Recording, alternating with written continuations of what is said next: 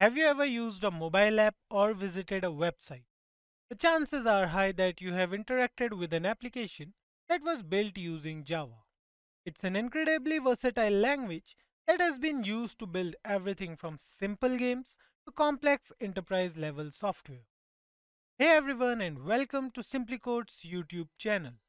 I hope you guys are doing well.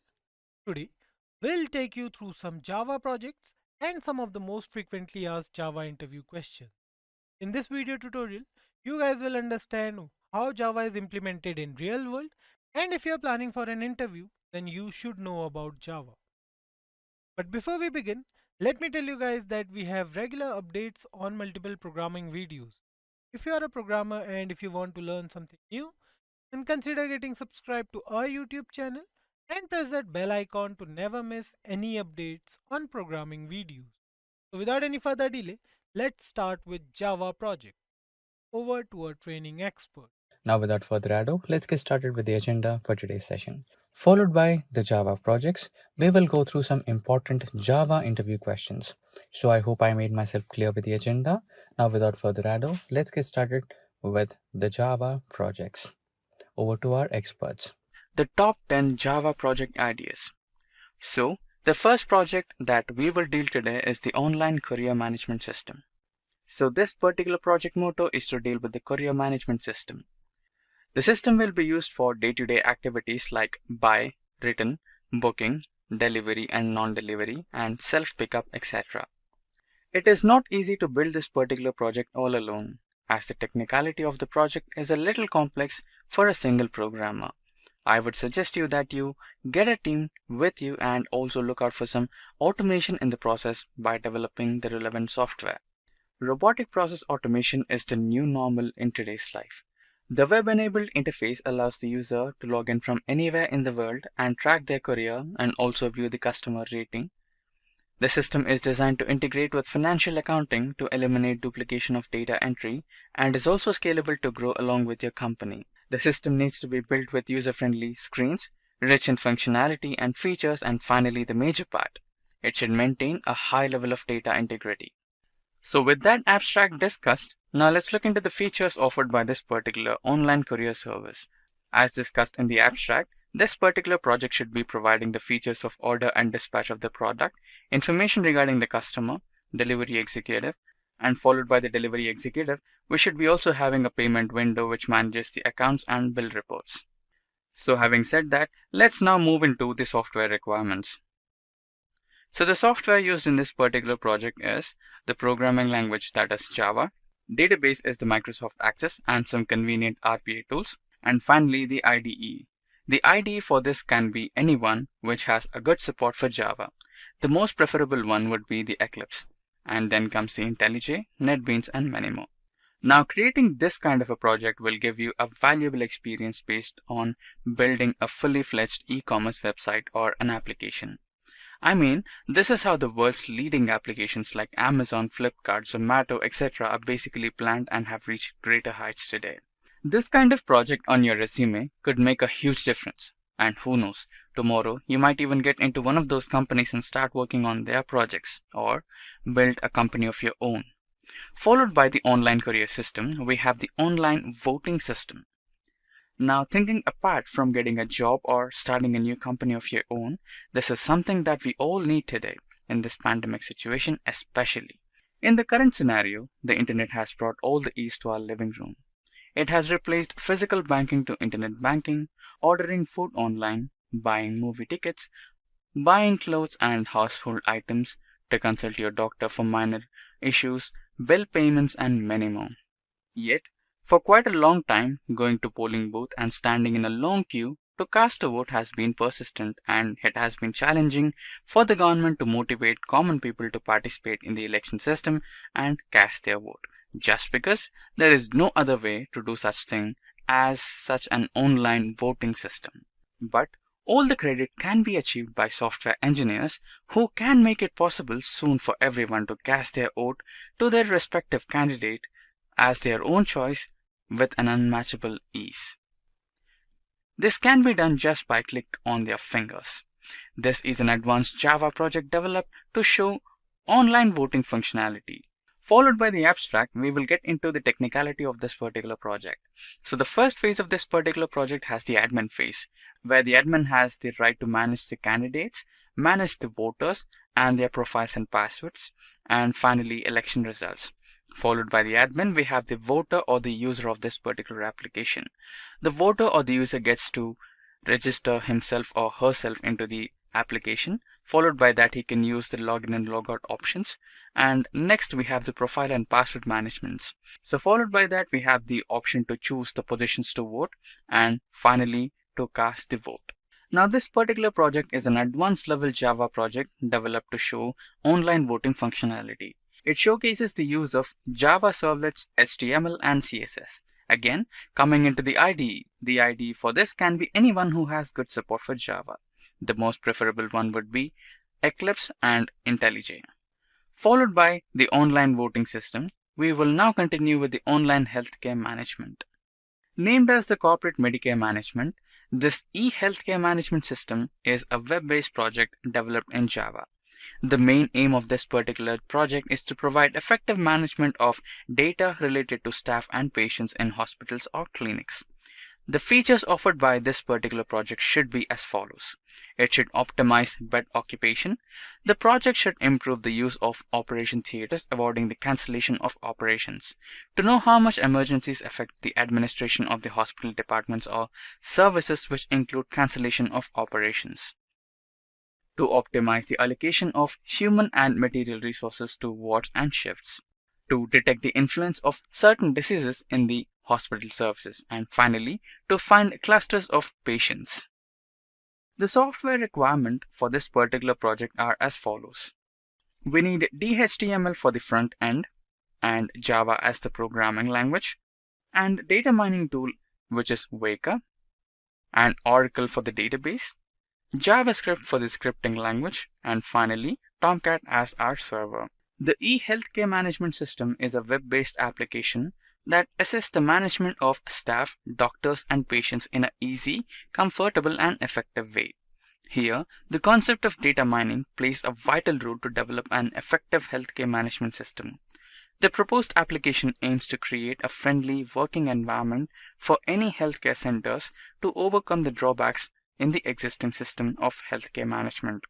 This system is very reliable and flexible from all aspects. So new features and modules can be easily integrated into the system in the future. Followed by the e-healthcare management system, we have a new normal, online banking. Not interesting and arousing for a normal person, but for a hardcore programmer, it is as exciting as a roller coaster ride in an amusement park. Because this is how the major national and multinational banks implement their banking facilities in a wide range so that their customers could experience the ease of banking at their fingertips. One such type of project on your resume could bring major highlight to the recruiter, especially if the recruiter is from a banking or financial based company. Online banking system project is a model internet banking site. This project should enable the customers to perform basic bank transactions by sitting at a corner of their home or office through a phone or laptop. The customers can access bank's website for viewing their account details and perform the transactions on account as per the requirement. Bank employees can log in and add customer and account information to perform transactions with internet banking. With internet banking, the brick and mortar structure of the traditional bank gets converted into a click and portal mode, thereby giving the concept of virtual banking a real shape. Thus, today's banking is no longer confined to branches. E-banking facilities banking transactions by customers round the clock globally. The features you can offer through this particular project are homepage for online banking site, creation of new accounts, login and logout, manage profiles and passwords, view the balance of the account, deposit the amount into the selected account, withdraw amount from the selected account, transfer the amount from one account to another, close the account.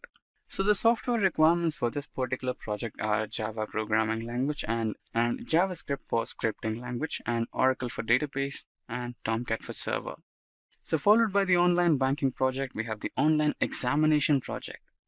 Online exams are normal for us nowadays, but this is totally limited to high-end exams like CET, GRE, CAT, etc. The requirement for this particular project is increasing day by day because of the current scenarios. Many schools and colleges have now turned towards the online education system and are looking forward to hosting online exams for student safety. Online examination is a simple project developed to provide an online platform for faculty and students to conduct online examinations and their evaluations. This particular project has two parts. First is the admin part. Admin has the right to add students, create one-time login, adding questions, receive answers, and finally to evaluate. Followed by the first part, we have the second part, which belongs to the students. So the students can log in, update their profile and password, select answers for the MCQs, write answers to questions, and finally closing the session and log out. This particular project can be made a grand success by making use of simple Java servlets and Java programming languages and server like Apache Tomcat. Followed by the online examinations, we have the Smart City. Smart City Java project can be a web-based software developed to store the details of a particular city. The main purpose of the project is to help tourists and other visitors to a city by providing information about hotels, transportation facilities, air ticket booking, shopping details, city news, etc. The Smart City Java project serves the visitors as a guide of the city, and hence the project is called as City Guide Project in Java. Using this project, the details of the city can be accessed from anywhere at any time. The implementation of this city project promotes tourism and business effectively. Hotels can be searched more easily from anywhere. With the help of this online software, students can look out for academic institutes located in the city.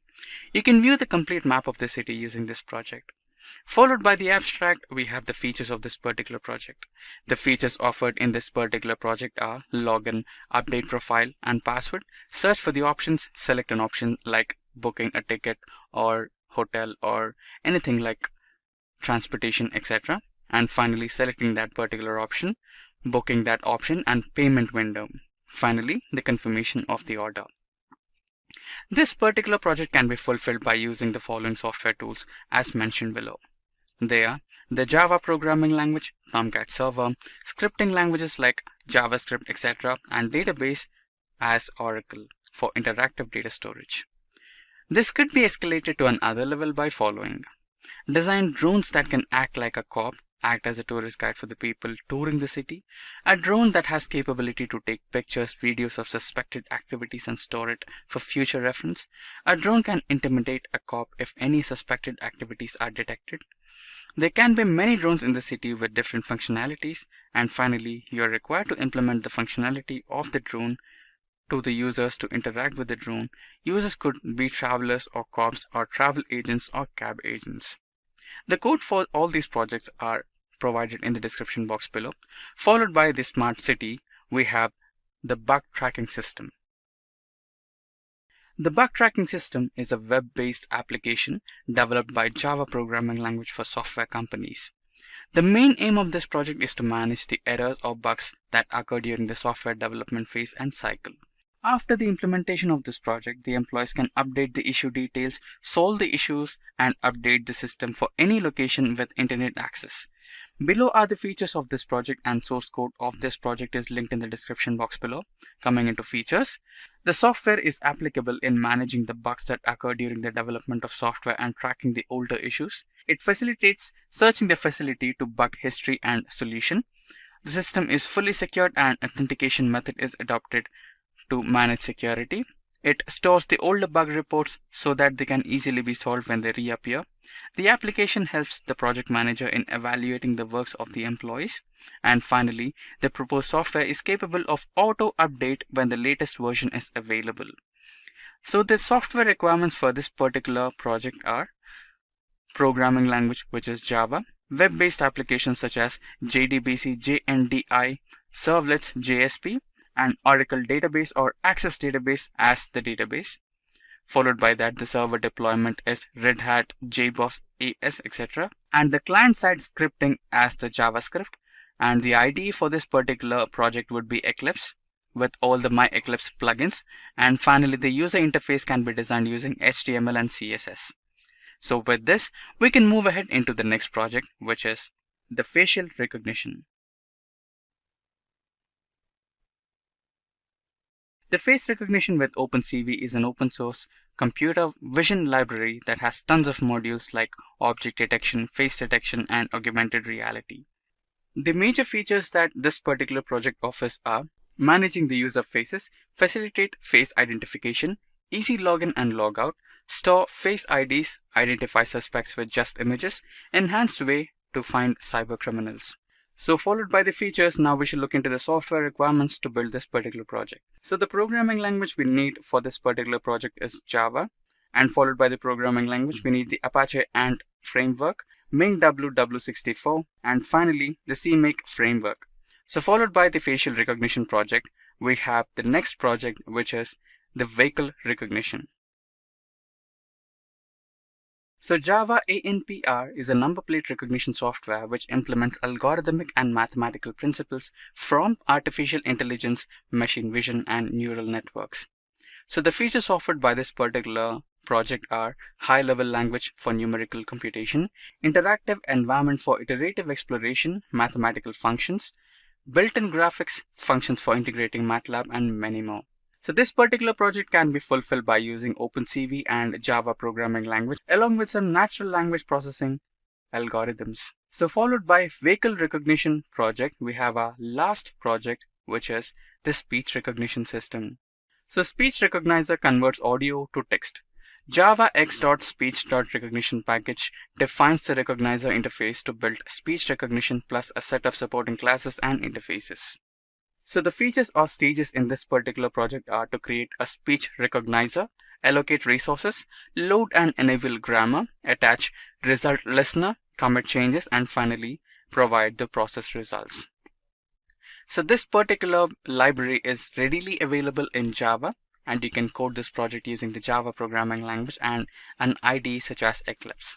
So in this session, we are going to focus on a particular project. And the project we are going to focus is about an ATM application.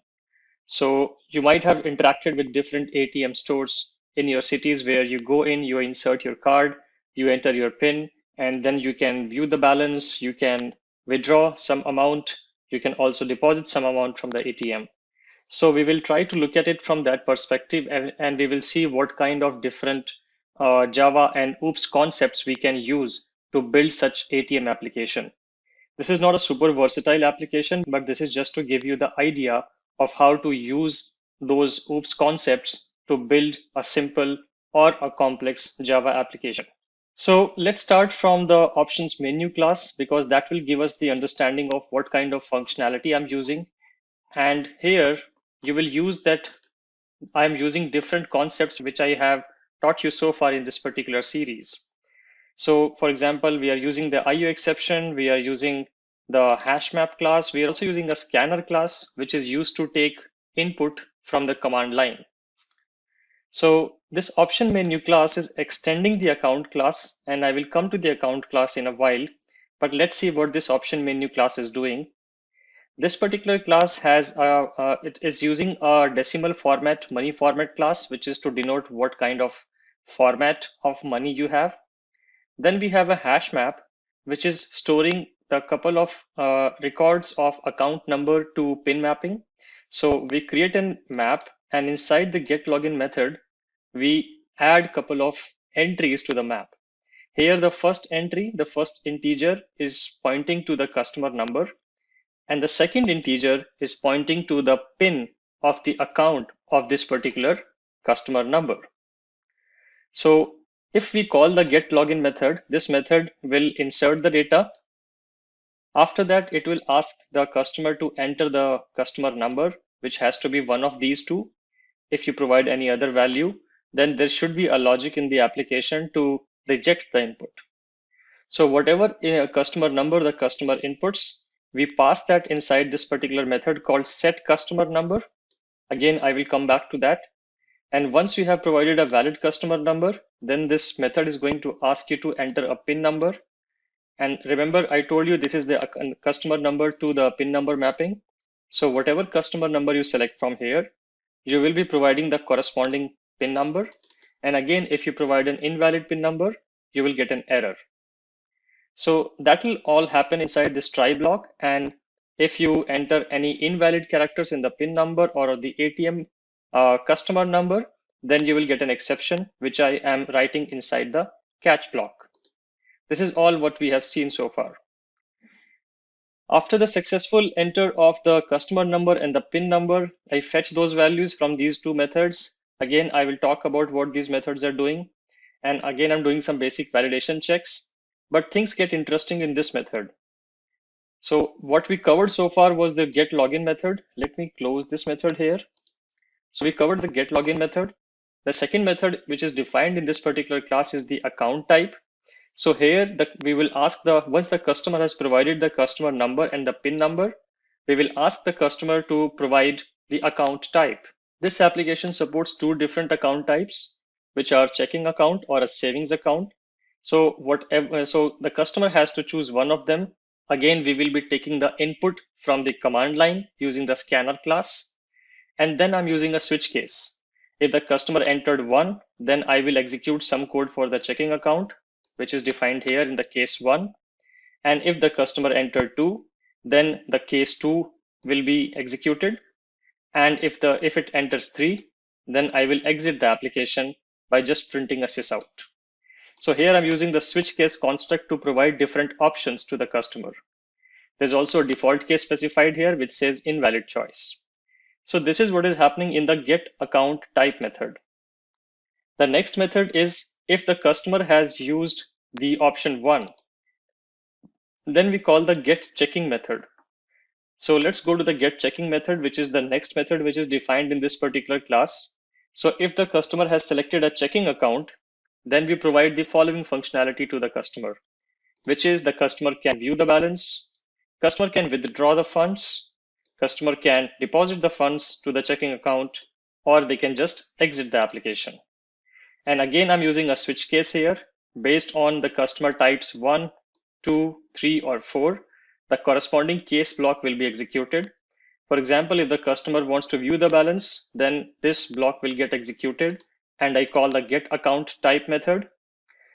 If the customer selects the 2 as the withdraw fund, then get checkings with withdraw input method gets called, and then get account type gets called.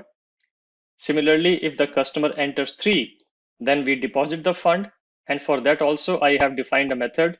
I will go to the definition of these methods as we go along, but right now we are just building the framework. So the get checking deposit input method will be called whenever the customer selects the option 3, and for option 4 we just exit the application. So this is what is happening in the get checking method. Now, if from the account selection, if the customer selected second option, which was savings account, then we were calling get saving method. So this is where the get saving method is defined. And again, it is following the exact same format as we saw in the get checking method, where we present the following options like viewing balance, withdrawing the funds, and depositing the funds in the savings account. And I have some methods defined here. For example, get saving withdraw input, get saving deposit input. So we define the switch case here based on the customer's choices here. And that is what is happening in the get saving method. So let me close this method as well. And that's all what is defined inside the option menu class. So we ask the customer to enter the customer number, the PIN number from this get login method. Then based on that, we provide the customer the options to choose the account type, whether they can choose the savings account or the checking account. And based on that, whatever account type they use, we call the get checking or get saving method. And inside this method, we provide the customer the other options to either withdraw the money, deposit the money, or view the balance. That is what is happening inside this option menu class. Now let's go to the account class, and all the methods which we saw here will be provided a definition in the account class. You also see this option menu is extending the accounts class, so an inheritance concept is being used here. Let's go to the account class now. So this is the account class where I have defined some private member variables like customer number. So now you will be familiar with the customer number, PIN number, which I just described, and also with the checking balance and the savings balance. You can also divide this account class into two child classes, where you have a savings account class and a checking account class. But for simplicity, I've kept it to one class. I'm initializing a scanner input which will be used at multiple places, and then I have the setters and getters for these four member variables. So you see set customer number, get customer number. If you remember, this set customer number was called in the option menu class. If I go back to the get login, once we ask the customer to enter the customer number, we call the set customer number, which gets called here. Similarly, we call the set pin number, which gets called here. Similarly, once we have set that, we were fetching the values using the get customer number and the get pin number. And that is also defined here in terms of the getters, get pin number and get customer number.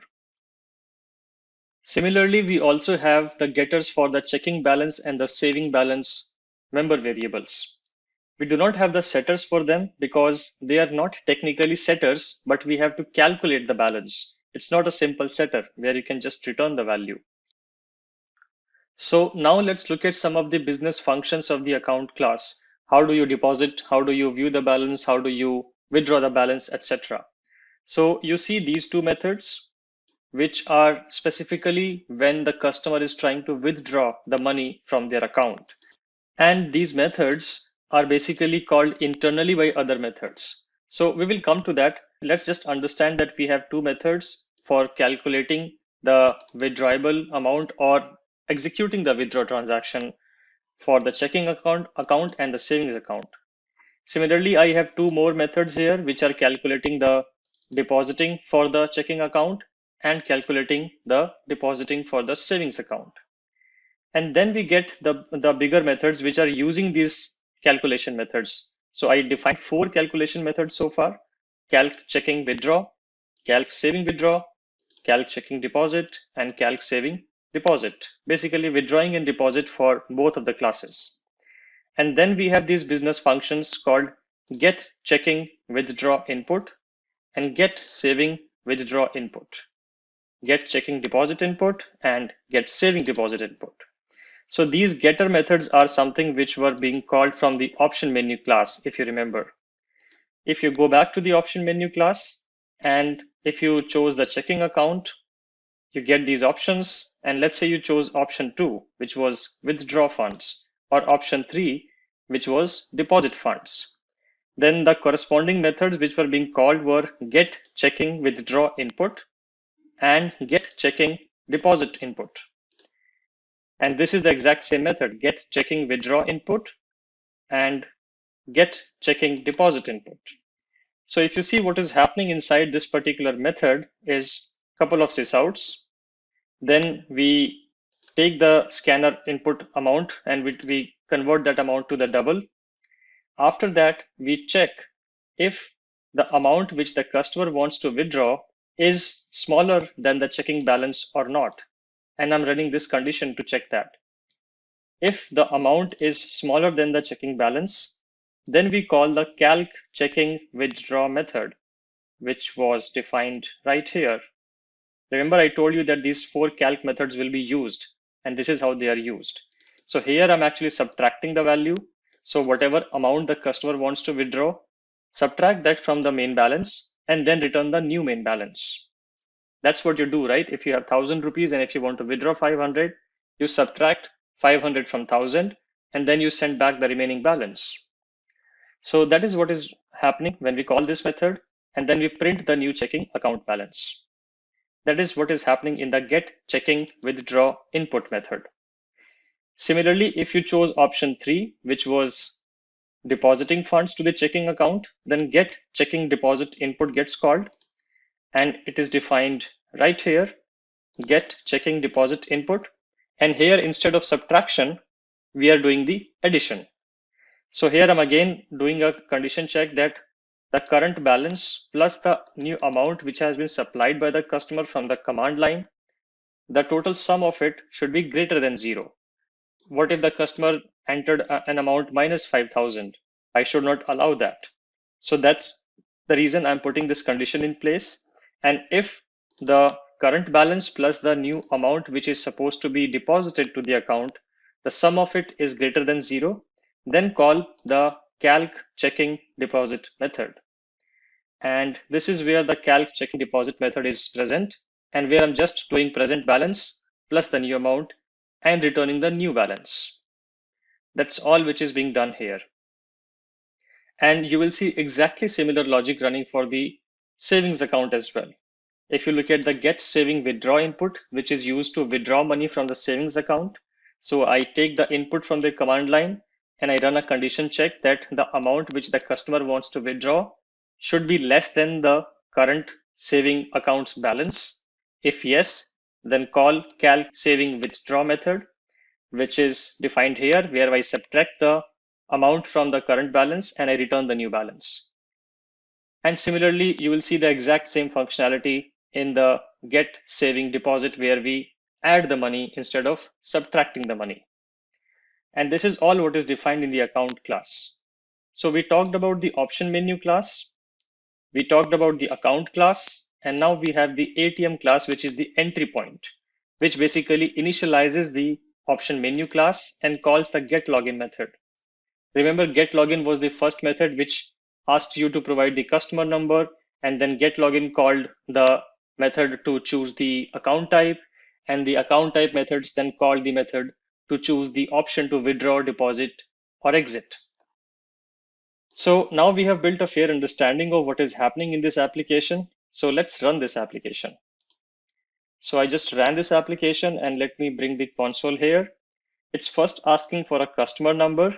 So I will go to the option menu class and I will pick up one of the customer number which I have hard coded here. So I will provide that customer number and hit enter. Then it asks me for the PIN number. So remember, you have to provide the correct PIN number corresponding to the customer number. So I'm taking this PIN number, just copying it and pasting it here. Then this whole code got executed, and then it called the get account type, and the get account type method provided you with these options, which you see here on the screen. So based on what you select, the case block will get executed. And let's say I want to go for a checking account. So I press 1 and I hit enter. Once you select the checking account, the case 1 gets selected and it calls the get checking method. And the get checking method again provides you with another menu, view, withdraw, or deposit, or exit. So let's say I want to deposit funds. So I press 3 and hit enter. It says the current balance is 0 and enter the amount you want to deposit. Let's say I want to deposit 500 and I hit enter. You get the message saying the new checking account balance is 500 and you have successfully deposited the money. And that is what I did for the checking account. Now let's try to withdraw something from the checking account. So you again get back the same option, because inside the get checking method, we call once we have successfully done the business operation, we again call the account type method to display the menu again to the user. So let's say again select the checking account class, and this time I want to withdraw the funds. Remember, I've added 500 there. So let's say I want to withdraw, so I choose the option 2 as the choice. Current balance is 500 and it's asking me the amount you want to withdraw from the checking account. So I enter, let's say 100, and I hit enter. When I do that, the new checking account balance becomes 400. So the 100 got subtracted from the 500 and the new balance is shown to your screen. You can do exactly the same thing for the savings account as well. And let's also run a negative condition. So I again select the checking account and I want to withdraw the funds. I choose the option 2.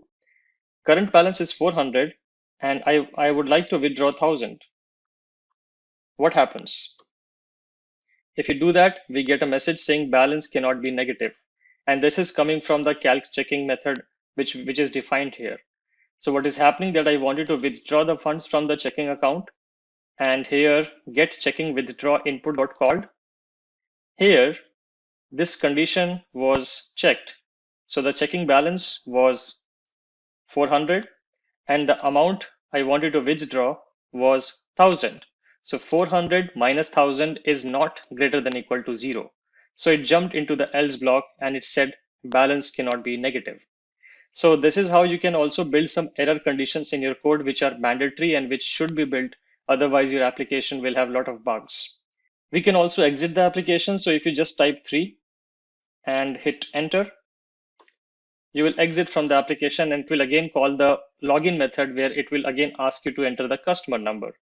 So this is how you can run this application, and this was a simple use case for you to show how you can use the different object-oriented concepts like classes, objects, methods, setters, getters, switch case, etc. to build the application with the correct business logic. And this is all I want to cover in this particular session. And in the next session, we are going to have a look at another interesting core Java project just to build our understanding more better about the core Java concept. Choose from over 300 in-demand skills and get access to 1,000 plus hours of video content for free. Visit SkillUp by Simplilearn. Click on the link in the description to know more. Let's get started with walking through a core Java project using all the different OOPS concepts we have learned so far. So in this example, we are going to have a look at a calculator application, and this calculator application supports primarily 4 different operations like addition, subtraction, multiplication, and division. So let's see how do we build that app. So in front of me right now is open the main class. So I have a main app class here, which has a public static void main method. And the first thing we see is a read input class, which is calling a read method. So if you go to the read input class, it has a simple static method here, which is the read method, and it is using the scanner class. If you remember, I talked about the scanner class, which is used to take inputs from the command line from the user. So we initialize the scanner class and we start taking the inputs, and whatever the user inputs in terms of the expression, let's say the user entered 4 plus 5 or whatever, that whole expression gets sent back into this input line as a string. And that comes back here in the input expression. Once we have captured the input expression, the next thing we do is divide the input expression in the numbers and the operators. Basically, an expression would be either something like 4 plus 5 into 3 divided by 2, let's say. Let's say the user entered this expression. So this has either numbers or operators. So that's what we are doing here. We are using the split method of the string API, the string class basically. And this split method is going to split the numbers and operators into 2 different string arrays. And here I'm providing the split expression that split at every time you encounter one of these symbols. So this, when you execute this particular statement, it is going to return a numbers array, which will be created based on this expression. So you will get an array with 4, 5, 3, and 2. And similarly, in the operator array, you are going to split or pick out the elements every time you receive a number. So this operator array is going to hold this plus sign, this multiply sign, and this divide sign. Hope you get the understanding that we are just splitting the whole expression into 2 different arrays, where first array is holding only the numbers and no mathematical expressions, and second array is just holding the mathematical operators and no numbers. And we'll see why we need to do that in the upcoming lines. Once I've created this string array, I just want to store or convert these string arrays into a queue. So I convert this array into a list by calling the array.asList. So this expression is going to return a list. And then I'm going to convert this normal list into a linked list, and then going to store this linked list into the queue of numbers. And I'm going to do exactly the same thing for the operator array as well, converting this into a generic list, converting that generic list into a linked list, and then storing this linked list as a queue. So I have an operators queue and I have a numbers queue. Both of them have been stored into a queue now. And then I'm using the poll method. If you remember, the poll method of the queue is used when you want to fetch the first front element, the head element of the queue. So whichever element is sitting at the head of the queue will be taken out the moment you call the poll method. So I fetch the first number from the numbers queue. So in this case, 4 will be fetched here in this variable. And after that, I run a loop on the numbers q. And I'm going to run this particular loop till this particular q is not empty. If you see, there's a negation here. So I'm going to pick up numbers one by one from this numbers queue till the number q becomes empty. And inside the loop, I do the exact same poll operation for the operations queue. So this operations queue is holding all these mathematical operations like plus, star, and divide. So I'm going to pick the head of it. So in this case, plus will be picked up and will be stored in this variable called OPR. And then I'm going to run a switch case on this OPR. Basically, as I told you, in this particular calculator application, we are supporting 4 operations, which are addition, subtraction, multiplication, and division. So I define a case for each of the mathematical expression. So you see there are 4 different cases here. And for each case, I'm initializing a class. If it's a plus sign, then I'm initializing the add class. If it's a minus sign, then I'm initializing the subtract class. For multiplication, I have a class called multiply. And for division, I have a class called divide. Let's have a look at what these classes are containing. So if I go to the add class, first of all, it is implementing an interface called operate. And this operate interface has just a single method called getResults, which is accepting a variable argument array. If you remember, I told you that you can also use a var_arg array. This is called a var_arg expression. This means that these numbers will be an array of arbitrary length. It can be a 1-element array, it can be a 2-element array, it can be a 4-element array, or whatever you supply. But it is still going to be a fixed length array, but the length is going to be dependent upon how much argument you supply to this particular method.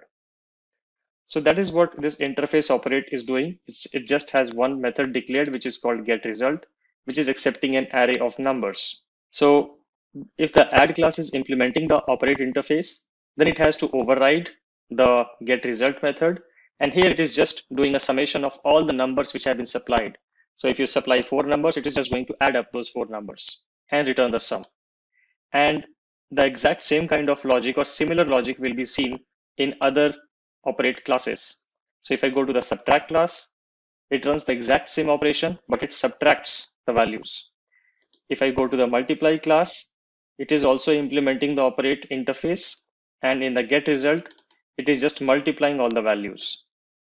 Similarly, in the divide class, it is also implementing the operate interface, and it is dividing all the numbers one by one.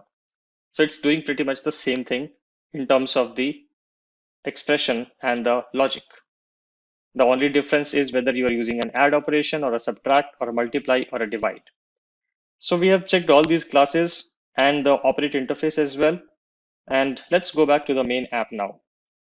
Now you also see that I've defined a reference of operate here, and each of the switch case block, I'm assigning the object type to this interface reference. So I'm using the concept of dynamic binding, which we talked about when we talked about interfaces, that we can also do dynamic binding where we can assign an object to an interface type. And the object type will depend upon the expression. So once we have filled that based on the case, while filtering out this expression and picking up plus, star, and divide sequentially, then we go to the next line outside the switch case block, which is to pick the next number from the queue. Remember, we already did one poll here. So as per this example, 4 was here in this res. And now when we do this number.poll again, 5 will be picked up because that will be the next head of the queue. So we pick up 5 here, and then we call operate.getResult. Now this getResult will be called based on the expression which was encountered first in the queue. Again, looking at the example, the first expression encountered will be plus. So the expression was plus. So the operate type object is of add type. And when you call operate.getResult, the getResult method of add class is going to get invoked. and it is going to sum 4 and 5. This res is holding 4 right now based on what I described here, numbers.poll, and this num is holding the second operand, basically 5 here. So 4 plus 5 gets evaluated here in this case. And then it again goes back here and it checks if the number queue is now empty. No, it is still not empty because we still have 3 and 2 left there. So again, it does the operations.poll and it picks up multiply sign here. Then it again runs the switch case. Since it's a multiply sign, it will go here and it will initialize the operate interface reference as the object of multiply class.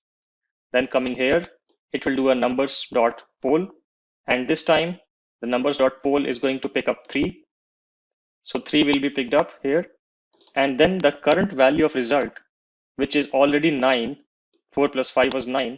The current value of result will be updated here. So res will be 9 here and num will be 3 here. And when you call operate.getResult, the multiply classes getResult will get called and it will say 9 into 3, which will become 27. It will again go back here to this particular line and it will check again if the numbers queue is now empty. No, it is still not empty because we still have one element left. Then it polls the queue of the operations where the expression divide is present there, which is the only element left in this particular operations queue. And since we have the OPR value as divide, this case block gets called and the new divide class gets initialized. The divide class basically gets initialized. And we come here and we do numbers.poll. Now the last number which is available in this queue is 2, which gets picked up here. And then we again call operate.getResult. This time, since the operate operate reference type was of divide class type, so when we call operate.getResult, the divide operation or the getResult method of the divide class, basically this method will get invoked and it will divide the current value of result, which was 4 plus 5, 9 into 3, which was 27. So it is going to divide 27 by 2, which was the last value of the numbers.poll. It is going to execute 27 by 2, and whatever value it gets, it is going to store a value back into the rest variable. And then it is again going to go back here and again going to check the condition if the numbers queue is not empty, but now the numbers queue is empty because 2 was the last element. So it is going to come out of the loop and it is going to print the final result. That is how this whole program is working. Now let's try to see this in action and we'll try to execute the exact same expression. So if I right click and go to run as and run this as Java application, and I supply an expression saying 4 plus 5 star 3 divide 2. And if I now hit enter, I get the value as 13.5, which is exactly what we ran through because 4 plus 5 will be evaluated first, which will result into 9. Then 9 into 3 will be 27 and 27 divided by 2 will be 13.5 exactly. So this is how this whole program is running, where we first take the inputs and then we divide the input into numbers and operation arrays, or in fact queues. And once we have those queues built up, then we pick up the first number and we keep running this loop till the numbers queue is not empty. Inside the while loop, at each step, we pick up the first expression or the operator. We check what is the operator, whether it is an addition, subtraction, multiplication, or division operator. And whatever kind of operator we have, we initialize the corresponding class of it. And then we fetch the next value in the numbers queue. And then we call the get result based on the expression. And whatever result we get from the get result, we store it back into the rest variable. So we keep updating the rest variable at every step. So that's the reason the result of 4 plus 5 gets stored in the rest. And next time you are calling the get result for a multiply operation, here the rest value is 9 now, and it says 9 into 3. Again, in the next time, the rest value will be updated to 27 because we are storing the result back into the result variable. So this is all I want to cover in this particular session, where we looked at an example of a calculator application purely from the console standpoint. Obviously, there can be a lot more stuff which we can do into this particular application, make it more error-free and cover a lot of corner cases like validating the inputs, etc. Also, looking at putting some conditions around the exception handling, handling the divide by zero scenario, etc., which is not here. But this is just to show you the basic idea of how you can build simple to complex CLI applications using the core Java concepts. So in this example, we are going to have a look at a calculator application. And this calculator application supports primarily 4 different operations like addition, subtraction, multiplication, and division. So let's see how do we build that app. So in front of me right now is open the main class. So I have a main app class here, which has a public static void main method. And the first thing we see is a read input class, which is calling a read method. So if you go to the read input class, it has a simple static method here, which is the read method, and it is using the scanner class. If you remember, I talked about the scanner class, which is used to take inputs from the command line from the user. So we initialize the scanner class and we start taking the inputs, and whatever the user inputs in terms of the expression, let's say the user entered 4 plus 5 or whatever, that whole expression gets sent back into this input line as a string. And that comes back here in the input expression. Once we have captured the input expression, the next thing we do is divide the input expression in the numbers and the operators. Basically, an expression would be either something like 4 plus 5 into 3 divided by 2, let's say. Let's say the user entered this expression. So this has either numbers or operators. So that's what we are doing here. We are using the split method of the string API, the string class basically. And this split method is going to split the numbers and operators into 2 different string arrays. And here I'm providing the split expression that split at every time you encounter one of these symbols. So this, when you execute this particular statement, it is going to return a numbers array, which will be created based on this expression. So you will get an array with 4, 5, 3, and 2. And similarly, in the operator array, you are going to split or pick out the elements every time you receive a number. So this operator array is going to hold this plus sign, this multiply sign, and this divide sign. Hope you get the understanding that we are just splitting the whole expression into 2 different arrays, where first array is holding only the numbers and no mathematical expressions, and second array is just holding the mathematical operators and no numbers. And we'll see why we need to do that in the upcoming lines. Once I've created this string array, I just want to store or convert these string arrays into a queue. So I convert this array into a list by calling the array.asList. So this expression is going to return a list. And then I'm going to convert this normal list into a linked list, and then going to store this linked list into the queue of numbers. And I'm going to do exactly the same thing for the operator array as well, converting this into a generic list, converting that generic list into a linked list, and then storing this linked list as a queue. So I have an operators queue and I have a numbers queue. Both of them have been stored into a queue now.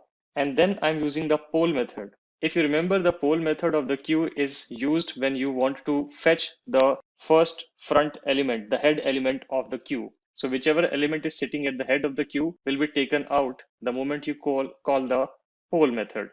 So I fetch the first number from the numbers queue. So in this case, 4 will be fetched here in this variable. And after that, I run a loop on the numbers queue. And I'm going to run this particular loop till this particular queue is not empty. If you see, there's a negation here. So I'm going to pick up numbers one by one from this numbers queue till the number queue becomes empty.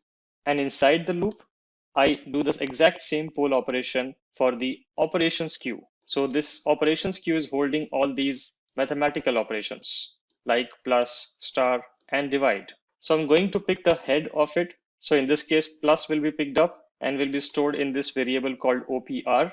And then I'm going to run a switch case on this OPR. Basically, as I told you, in this particular calculator application, we are supporting 4 operations, which are addition, subtraction, multiplication, and division. So I define a case for each of the mathematical expression. So you see there are 4 different cases here. And for each case, I'm initializing a class. If it's a plus sign, then I'm initializing the add class. If it's a minus sign, then I'm initializing the subtract class. For multiplication, I have a class called multiply. And for division, I have a class called divide. Let's have a look at what these classes are containing. So if I go to the add class, first of all, it is implementing an interface called operate. And this operate interface has just a single method called getResults, which is accepting a variable argument array. If you remember, I told you that you can also use a var_arg array. This is called a var_arg expression. This means that this numbers will be an array of arbitrary length. It can be a 1-element array, it can be a 2-element array, it can be a 4-element array, or whatever you supply. But it is still going to be a fixed length array, but the length is going to be dependent upon how much argument you supply to this particular method. So that is what this interface operate is doing. It just has one method declared, which is called getResult, which is accepting an array of numbers. So if the add class is implementing the operate interface, then it has to override the getResult method. And here it is just doing a summation of all the numbers which have been supplied. So if you supply 4 numbers, it is just going to add up those 4 numbers and return the sum. And the exact same kind of logic or similar logic will be seen in other operate classes. So if I go to the subtract class, it runs the exact same operation, but it subtracts the values. If I go to the multiply class, it is also implementing the operate interface. And in the get result, it is just multiplying all the values. Similarly, in the divide class, it is also implementing the operate interface, and it is dividing all the numbers one by one.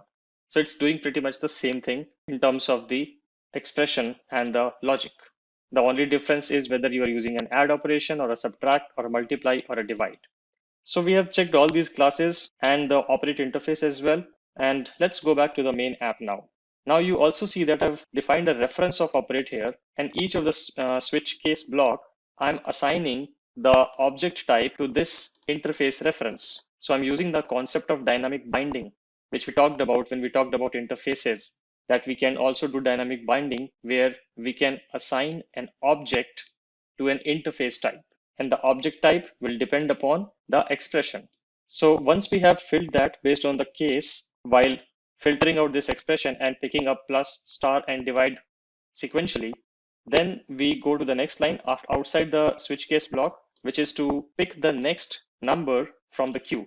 Remember, we already did one poll here. So as per this example, 4 was here in this res. And now when we do this number.poll again, 5 will be picked up because that will be the next head of the queue. So we pick up 5 here, and then we call operate.getResult. Now this getResult will be called based on the expression which was encountered first in the queue. Again, looking at the example, the first expression encountered will be plus. So the expression was plus. So the operate type object is of add type. And when you call operate.getResult, the getResult method of add class is going to get invoked, and it is going to sum 4 and 5. This res is holding 4 right now based on what I described here, numbers.poll. And this num is holding the second operand, basically 5 here. So 4 plus 5 gets evaluated here in this case. And then it again goes back here and it checks if the number queue is now empty. No, it is still not empty because we still have 3 and 2 left there. So again, it does the operations.poll and it picks up multiply sign here. Then it again runs the switch case. Since it's a multiply sign, it will go here and it will initialize the operate interface reference as the object of multiply class. Then coming here, it will do a numbers.poll. And this time the numbers.poll is going to pick up 3. So 3 will be picked up here. And then the current value of result, which is already 9, 4 plus 5 was 9. The current value of result will be updated here. So res will be 9 here and num will be 3 here. And when you call operate.getResult, the multiply classes getResult will get called and it will say 9 into 3, which will become 27. It will again go back here to this particular line and it will check again if the numbers queue is now empty. No, it is still not empty because we still have one element left. Then it polls the queue of the operations where the expression divide is present there, which is the only element left in this particular operations queue. And since we have the OPR value as divide, this case block gets called and the new divide class gets initialized. The divide class basically gets initialized, and we come here and we do numbers.poll. Now the last number which is available in this queue is 2, which gets picked up here. And then we again call operate.getResult. This time, since the operate operate reference type was of divide class type, so when we call operate.getResult, the divide operation or the getResult method of the divide class, basically this method will get invoked and it will divide the current value of result, which was 4 plus 5, 9 into 3, which was 27. So it is going to divide 27 by 2, which was the last value of the numbers.poll. So it is going to execute 27 by 2, and whatever value it gets, it is going to store the result value back into the rest variable, and then it is again going to go back here and again going to check the condition if the numbers queue is not empty, but now the numbers queue is empty because 2 was the last element. So it is going to come out of the loop and it is going to print the final result. That is how this whole program is working. Now let's try to see this in action, and we'll try to execute the exact same expression. So if I right click and go to run as and run this as Java application, and I supply an expression saying 4 plus 5 star 3 divide 2. And if I now hit enter, I get the value as 13.5, which is exactly what we ran through, because 4 plus 5 will be evaluated first, which will result into 9. Then 9 into 3 will be 27, and 27 divided by 2 will be 13.5 exactly. So this is how this whole program is running, where we first take the inputs and then we divide the input into numbers and operation arrays, or in fact queues. And once we have those queues built up, then we pick up the first number and we keep running this loop till the numbers queue is not empty. Inside the while loop, at each step, we pick up the first expression or the operator. We check what is the operator, whether it is an addition, subtraction, multiplication, or division operator. And whatever kind of operator we have, we initialize the corresponding class of it. And then we fetch the next value in the numbers queue. And then we call the get result based on the expression. And whatever result we get from the get result, we store it back into the rest variable. So we keep updating the rest variable at every step. That's the reason the result of 4 plus 5 gets stored in the rest. And next time you are calling the get result for a multiply operation, here the rest value is 9 now, and it says 9 into 3. Again, in the next time, the rest value will be updated to 27 because we are storing the result back into the result variable. So this is all I want to cover in this particular session, where we looked at an example of a calculator application purely from the console standpoint. Obviously, there can be a lot more stuff which we can do into this particular application, make it more error-free and cover a lot of corner cases like validating the inputs, etc. Also, looking at putting some conditions around the exception handling the divide by 0 scenario, etc., which is not here. But this is just to show you the basic idea of how you can build simple to complex CLI applications using the core Java concepts. Let's get started with Spring Boot and how we can build a simple application using Spring Boot. Before we go further, let's understand why we need Spring Boot. And the basic idea of Spring Boot is to build RESTful web services. If you want to know more about what are RESTful services, please, you can read about the RESTful concept as a concept. What does REST stand for? But the basic idea is that if you are accessing anything over HTTP, then that particular component can be built as a RESTful component. And Spring Boot is the most popular choice for building RESTful web services today. And even in fact, microservices, which you might have heard about. So you can build microservices which also run on HTTPs using Spring Boot. So what I'm showing you right now is the official guide of Spring, which you can use to build an application with Spring Boot. It will list down all the requisites which you need in terms of the JDK installations, Maven, and how to complete this guide, etc., etc. You can again use the same Spring initializer which I talked about in the previous session. You can use this to generate a Spring Boot project for you specifically. So all those options are available here. So I've already done that, and I'm not going to repeat what I just did in the previous session, and we'll directly jump to an IDE where I have created a sample Spring Boot application. And the structure here, you can see the structure would look very similar with one change, that in the previous example, when we were dealing with MVC, we had an SRC main resources folder, and that SRC main resources folder was having all the web components or the HTMLs. But since in RESTful web services, you do not render the HTML, but you just send back the response. The response body can be pure XML or it can be pure JSON, but you do not send back an view, and that's the main difference between Spring MVC and Spring Boot. That in Spring MVC, you are required to return a view technology. Like in the previous session, we sent a die-my-leaf template, which is basically an HTML. You can also return a JSP, but with Spring Boot, you do not deal with the view technology. And that's the world we are living in today. When you write Spring Boot, you do not have to worry about how this is going to be rendered on the web page, whether it is going to be rendered using HTML or whatnot. What you need to take care of using Spring Boot is to return the right response body, the exact text of the response, and that's it. So with that in mind, the Spring Boot was born, and the structure, apart from that, the structure would look very similar. There's a pom.xml here, which will provide all the list of jars and dependencies which are required for this particular project. So you can see all the dependencies here,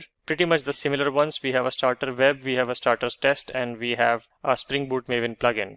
And we have an application file, which is the entry point, again having a public static void main method. So you need to put the @Spring Boot application at the top of the class to make it an entry point. If you don't do this, Spring Boot will not run this class, and Spring Boot will even not run your application. So what we are doing as part of this example, that we are just printing all the beans which are provided by Spring. That's all we are doing. Like I said, it's a very lightweight and an introductory session, so we will keep the logics to minimum. And I'm just getting all the bean definitions, sorting the bean definitions, and just printing them one by one.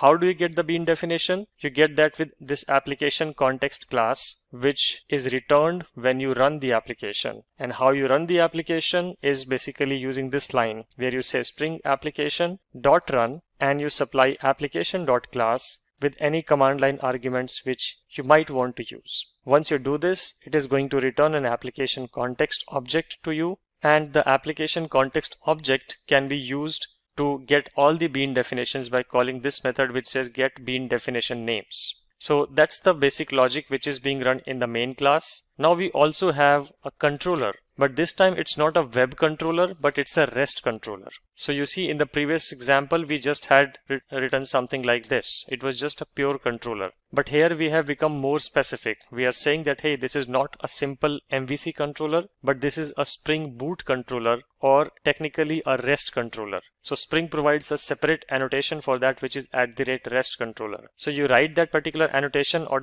on the top of the controller class which you are creating, and then you provide a request mapping similar to what we did in Spring MVC. But while you return it, you do not return a view technology. You just return the raw response. Here I'm just returning a string, but you can return a JSON object, you can return an XML object, or whatever you want to, but not a view technology. That's what I'm doing. Like you can see, there's literally nothing I'm doing in this. It's just a simple string return statement which I've printed here. And that's all the code I have right now here. I just have these two classes. Okay, so that was all about what I have written in the project, and now it's time to run the project. So I have just reached to the location inside my terminal where the project's pom.xml was present, and if I just do an ls, you will see that there is a pom.xml available here, and all the code directories are also available here. So now I will just run this application, and to run this application, I'm just going to type mvn spring-boot:run and hit enter. Once I do that, the Spring Boot application is going to get started. And let's go back to the controller and actually the main endpoint and see what we were doing there. I did a sysout here which said let's inspect the beans provided by Spring Boot, and then I was printing all the bean names. And if I go back to the output, I will see the same line being written here, which was around let's inspect the beans. So you can see that message which says let's inspect the beans provided by Spring Boot, and then all the beans which are available in the application context are printed here. So that's the basic idea which I want to give you, that you can actually build a Spring Boot application and you can write your REST controllers, return a string body from it, and once this is run, then you can also run your application from the web browser as well. So let's try to hit that particular URL which I wrote here. So the URL of hello country. So for that, let me just open a new Cognito window, and our application is already running. So if I just say http localhost 8080 / I get this message here which says greetings from Spring Boot, and this is the message which we were sending from the REST controller. So this validates our understanding that we can invoke a REST controller, which is a Spring Boot REST controller, via the same method, but this time we are not getting an HTML, but we are just returning this particular string. Now you can use the string in any ways you want, so it depends upon the consumer. So that's all I want to cover as part of the Spring Boot. Now Spring Boot is a huge topic, and we can spend hours and hours talking about Spring Boot, but since this is more of an introductory session, so I just wanted the concept to get introduced, and remember the value proposition of why you would need Spring Boot. The basic idea is to build RESTful web services or build RESTful microservices. That's the basic idea behind using Spring Boot in your applications. And also remember the difference between Spring MVC application and Spring Boot application. Spring MVC is for building web application. Spring Boot is for building RESTful applications which might not have a web interface integrated with them at that moment. Let's get started with our demo of a project which is using Spring Boot to build a RESTful web service. So a RESTful web service is nothing but any endpoint which you can access or you can consume the data from via an HTTP layer or via a simply web layer, because most of the web traffic which we deal with is built on HTTP. So to take an example, if you go to any website where you sometimes see on the top right corner, you see today's weather. So how is that today's weather coming in? It's coming in via a REST web service. The website which you are accessing is basically hitting an HTTP endpoint, which is where the weather application is sitting, and it asks for the weather data, and that REST web application just returns the data, and that's how the website is able to show you the current weather. So RESTful web services are everywhere, and they are the most popular way to build applications today, where you just build your RESTful web service and you expose an HTTP URL.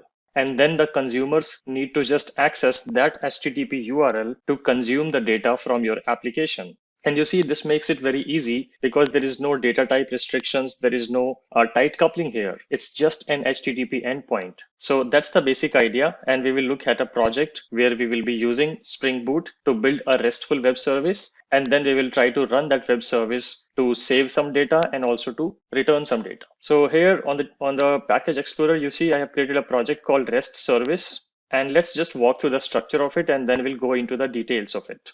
So we have an src main Java where I have a package and I have a bunch of classes here. And before we go to the classes, let's first also access the dependency file, because every project needs some dependencies, some jars to execute it. For example, Spring itself is basically a jar. So you need to include the Spring jar in your project so that your project can become a Spring project. And there are generally two dependency tools. One is Maven and one is Gradle. In this particular project, I am using Maven dependency tool for downloading and managing the dependencies which are needed to run this project successfully. And the way you will find if it's a Maven project or if it's a Gradle project, for a Maven project, you will see a file called pom.xml. And if it's a Gradle project, you will see a .gradle file. That's how you can spot whether the project is using Maven for dependency management or it is using Gradle for dependency management. So let's open the pom.xml. Since it's an XML file, it will be a bit verbose, but if you just read it piece by piece, it will become easier to understand. First of all, since this is a Spring project, I need to include the parent dependency, which brings a lot of good defaults, sensible defaults from Spring Boot automatically. And this is the jar name. This is the artifact ID, which is Spring Boot starter parent. So any Spring Boot project you are starting, do include this parent.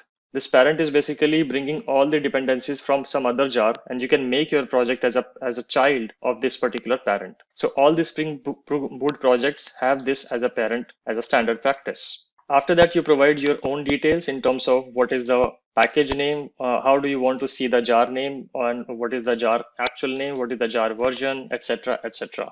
You also set the minimum required Java version to run this application. And then you, in the dependency sections, you provide all the jars which you need to run your project successfully, both compile and run your project successfully. So we added the Spring Boot starter web dependency, which basically brings all the dependencies around making a controller or making a repository, context component scan, all the interesting features which Spring provides get wrapped up inside the Spring Boot starter jar. And you can actually go to the MVN repository and have a look at what all classes it provides. It's a lot of classes. So I'm just telling you in a brief that it provides all the RESTful functionality.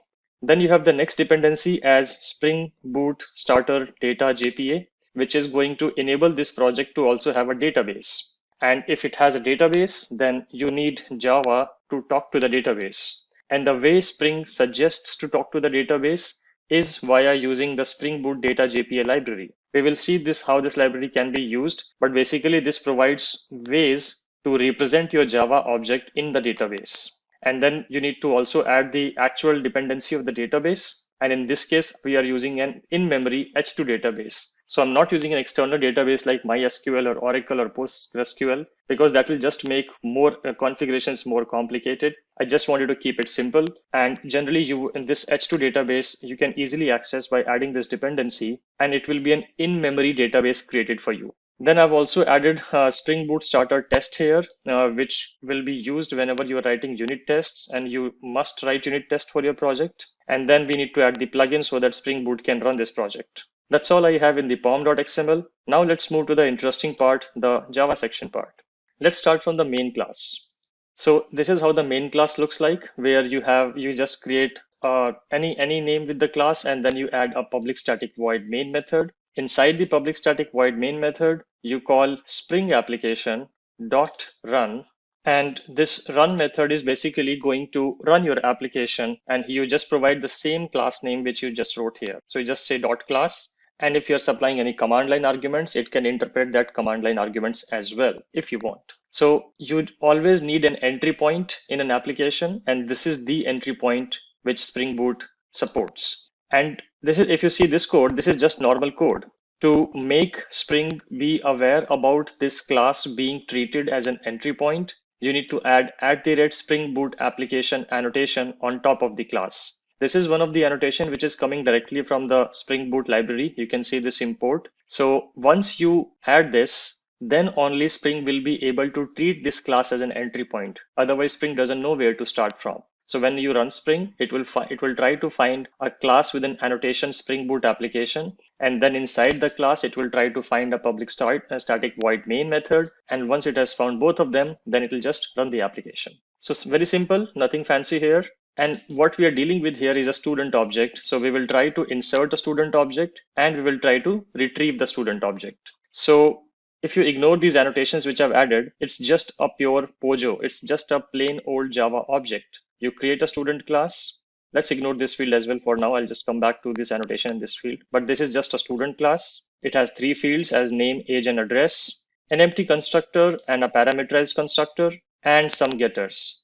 Intentionally, I have removed the setters because generally, whenever you are building any enterprise grade application, you would like to keep your objects immutable. Means once they have been created, you would not like somebody to allow to change the values of the object. This just makes programming much more easy if you treat all the objects in your application as immutable. That's why I have not added setters here. It's just considered a good practice. So apart from the standard things which we have already seen, there are 2 things here which I want to talk about. Let's first talk about this one. So @entity is the annotation which is coming from Java X persistence entity. And this makes Spring Boot save this particular object into the database. This is the annotation which you need to put on your class so that Spring Boot knows that this class represents a table in the database. So you need to add this to make sure that this represents a table. Second thing, a table will have a ID. It will have sort of a primary key. So I've created a new column called ID, which is basically representing the student's roll number or something, or maybe a registration number. And here I'm using a couple of more annotations If you see, these annotations are also coming from Java X persistence library. And these annotations will basically allow a new ID to be created every time you create a student object. So you don't have to specify the value of this ID variable. Spring Boot will automatically generate a new ID value every time you create a new student object. And how does it generate? You can provide the generation type as well. So currently I've just set it as automatic, but you can set it as identity, sequence, or return or controlled by table. You can also see the explanation of each of these here. But I've just kept it as auto, which basically let the persistence provider pick any appropriate strategy for the particular database. In our case, the database is H2. So that's about the entity class. Let's call this as entity class. Now let's move to the repository. So you need a repository class. Like I explained in that three-tier architecture, you always need a DAO layer or a repository layer to store your student object into the database. So we have enabled the student object to be saved, but we need a handler which can save this particular file, this particular object into the database. And the repository classes are the classes which will allow you to do that. So you create a very simple interface.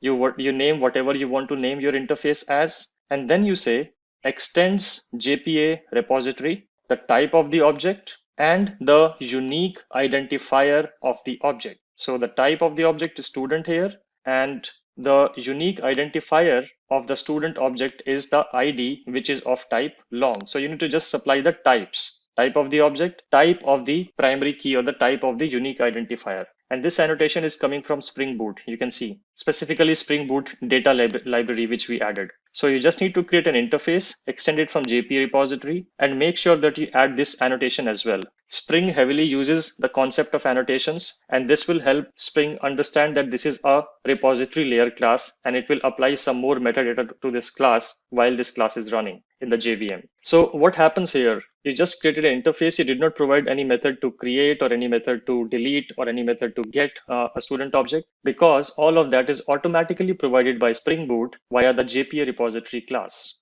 If we go inside this class, and if you scroll down, you'll see the find all method, find all by ID, save all, flush, save and flush, delete, etc. And if you go further up, this also extends the paging and sorting repository, which provides pagination and sorting facilities. But the interesting one is that paging and sorting repository again extends a CRUD repository. And if you go to the CRUD repository, you will find all the basic methods to save an entity, save multiple entities, find an entity by the ID. That's why it needed that long type to make sure that it can execute this method. You can check the existence of an object, find all the entries, find all by ID, count them, delete them. So all the basic CRUD functionality. So we call them as CRUD because the reason it is called CRUD because create, read, update, delete. That's basically the generic acronym. So because this CRUD repository provides all the methods and their implementations automatically, we do not need to write any code at all. So that's why Spring Boot is so awesome, and that's why Spring Boot is very popular,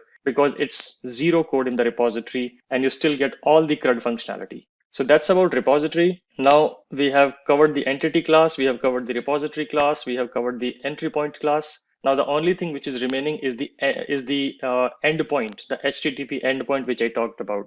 And that you can create by creating any class. Generally try to suffix it with the controller so that your core developers can easily find this class, and make sure that you put @REST controller annotation on top of it. This annotation will allow Spring to treat this particular class as an endpoint class. Then you can auto-wire the student repository. So if you remember, I talked about the whole dependency injection and inversion of control. So here dependency injection is in action. So here you're just telling student controller to auto-wire the student repository. And now what will happen that at runtime, student controller, or actually Spring, will automatically create an object of the student repository and supply that object of student repository to student controller. So you as developer do not have to create an object of student repository explicitly. That's the benefit, and that's how the dependency injection is working, because you inverted the dependencies now. The dependency is just injected into the class, and as a developer, you don't have to take control of creating the objects. It's the Spring which will automatically read the auto-word annotation and will automatically supply an object whenever it is required. Then I have two methods here since we are talking about HTTP endpoints. So I have represented a post method here and a get method here. The way you will write a post method is via @post mapping annotation. And then you can provide the URL path on which somebody should call your endpoint to save something. So for example, somebody can call it HTTP localhost 8080/student/create. Whenever they hit that URL, the control or that request will directly hit this particular method. Why? Because you have provided the URL mapping here in the post mapping annotation. So since it's a post method, there would be request body. What is the actual request body which the client is sending? And you can represent that request body with the @request body annotation, and you can provide the type of the request body. And here I'm saying that, hey, if you want to access this particular URL, yes, all good, but you need to supply me with a text representation of the student object or a JSON representation of the student object. And then inside the method, I'm calling student repository dot save, which is going to save the student object which is coming in. So you see there's a lot going on here. I will show you how the student is represented in the request body as well, and then I will come back to how it got converted from JSON to Java. But this is how you can store this particular student object. You can hit this API as many times as you want and keep inserting a new student object every time. Then if you want to fetch a particular student, then you can do that by supplying the /student. And then in the curly braces, there's an ID written here. So basically you can supply the value of the ID of the student. So generally there would be another method here, which would be find all to see all the students and with their ID, and then you can pick a particular student's ID, supply that student ID value here dynamically. That's why the curly braces supports dynamic value. So here it can insert 1, 2, 3, or whatever the student ID you want to fetch the value for. You provide that value in the student/ID, and all good. Then if somebody is hitting the URL with saying localhost 8080/student/1, then student with the ID 1 will be returned from the request. And you need to put @get mapping to make sure that this method is treated as an HTTP get method.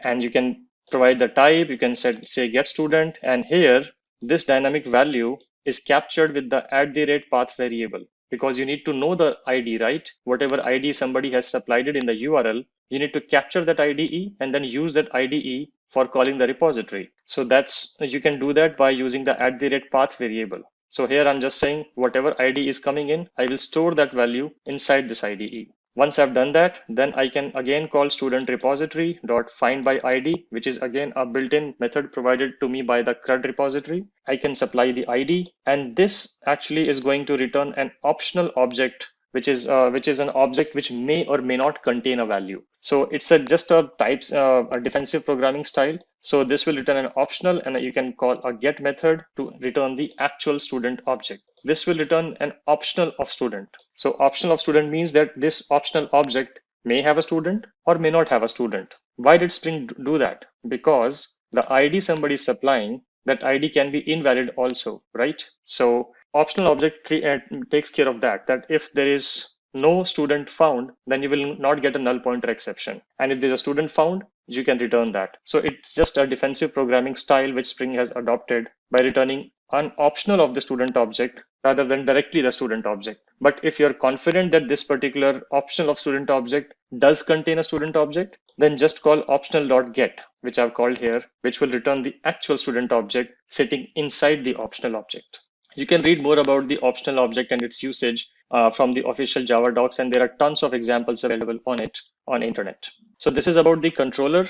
We have covered all the classes. Now it's time to run the application. So you go to the command prompt, you go to the particular file folder location, and there you just say mvn spring-boot:run. So I just hit enter, and this is going to run the application. It's going to spit some logs here, and if everything is fine, you will not get an error, and you will just be getting a message saying that application got started. And it's running on Tomcat localhost 8080 with no context URL. So this is not a web application. This is a RESTful web service, right? This is a RESTful service. This is not a web application. So there is no web interface. So how do you access this? You just have an HTTP URL. So you can use any of the REST client available on the internet. There are probably hundreds of different REST clients available on the internet. You can choose any one of them. I am using advanced REST client, which you can also install as an extension from the Chrome browser itself. So if I just open the Chrome browser and I just say REST client, if you just write this and hit enter, you will get many different options. And the first option you get is from Google Play Store's App Store. So you can go to the App Store, basically the Chrome Web Store, not the Play Store, but the Chrome Web Store, and you can just install this. Since this is already installed, you can click on Launch App, and it will open this interface for you. So this is this is not a tutorial for advanced REST client, so I'll just be quick here. You can choose the method type which you want to hit. So let's say I want to do a post, and then you can provide the URL here. So remember the URL which we put here in the controller method, this has to exactly match. So HTTP localhost /student/create should be the URL. So let me just copy paste this one here. Okay, so the URL is good here. It's a post type of method which I want to do, and I want to hit this particular URL. Now I need to supply the content type and the body. So in the content type, you can choose application JSON because I'm going to supply a JSON object. And in the body, this is how the JSON object looks like. Advanced REST client also provides a nice visual interface to basically create this JSON. If you are thinking that JSON creation is very tough, it's not actually tough. It's just curly braces. And then you put key and value, comma, let me just put an enter here so that it's more readable. So you just put curly braces starting and end, and then you just put key value. You put a key, which is the variable name, and the variable's value, variable name, variable value. And these keys have to exactly match the student's properties. So the student.java had this name, age, and address, right? So it has to exactly match. Otherwise, this request will fail. So this is all good. Now I can send this particular request. When you click send, it is going to hit my Spring Boot application, which is running on localhost 8080. It is going to call the student/create method. It is also going to convert this JSON into a Java object because here I'm supplying a Java object. So it will convert the JSON, which I'm sending from here, to Java object automatically, and it is going to automatically save it here because I've called the repository.save method. So let's hit send here. Once I hit send, I get a 200 OK. It means everything went fine. And in the response header, I get the object back because I have returned the object here. You see, this save method is going to return the same student object which you created. So everything is good here. My object has been stored here. And now it's time to fetch the object. So it has already been saved into the H2 in-memory database, and you can obviously go and connect to the in-memory H2 database and have a look at it. But for simplicity, I'm just going to do this here. And let's say the first object is generally added as the ID1 by default by the H2 database. So let's hit this particular URL. When I hit this URL, it is going to hit the student controller here. And in the student controller, it is going to hit the getStudent method, which is having a student/ID URL, and it is going to find the database with that ID. And if it finds a student object with that ID, it is going to return that. So let's confirm that now. So let's hit this particular send button, and it is going to hit a get request with this particular URL. Spring Boot is going to find if a student with the ID 1 exists in its database. So once I hit send, I get a 200 OK. And you see in the response headers, I get the same student object back, which I added. Let's try with 2 now. Let's see what happens. I see 2 and I get 500 internal server error because there is no object stored in the H2 database of the Spring application with the ID 2 yet, because we only inserted one object. That's why only one student object is there, and the first ID which H2 database created for it automatically was 1. So when you hit for get request with a student ID 1, you get the object. When you put any invalid value and you hit this, you get a 500 internal server error. You can also make it look nice by not sending the 500 internal server error and sending a nice exception from the backend. So from here, you can also send a nice exception that if this object is not found, you can say something like that, or else throw, which is again an optional object. And here you can supply a particular type of exception which you want to supply instead of just throwing 500 internal server error. But that's just additional defensive programming you can do. You can add more and more validations and constraints into this project as you build this project in a more complex paradigm. So this is basically what I wanted to show you, that we have created a Spring Boot application. We have connected it to a database. We have created also an HTTP endpoint with student controller. We ran that application. We used any random REST client. In my case, I used advanced REST client. And we first did a post request. we provided the exact URL. The URL has to exactly match with the controller URL. And then the body, the request body also has to exactly match with the student object's property, especially the case of the names have to exactly match. So if all this matches, then you will get a response back that the object has been created. If you want to fetch the value of the object, you're going to use the HTTP GET method, and you again provide a URL which has to exactly match to some method in some controller in the Spring Boot application which is running on localhost. And if you provide the right ID, you are going to get a valid result. If you provide an invalid ID, you're going to get a 500 internal server error. And from here on, you can make this controller as robust and as mature as you want. You can add find all method, you can add a update student method, you can add a delete student method, you can have all different kinds of filters. Like for example, return to me all the students starting with the name A, or return all the first students with the roll number 1 and 100, or between 1 and 100. So you can write as many endpoints as you want and build this application in with as much maturity and as much complexity as you want. We all know that Java is one of the most sought programming languages in the current IT industry. There are multiple multi-million-dollar companies which are using Java till today. So this video is completely dedicated to help out the Java developers and the beginners in Java programming language to crack the most frequently asked Java interview questions. So without further ado, let's begin with our interview questions.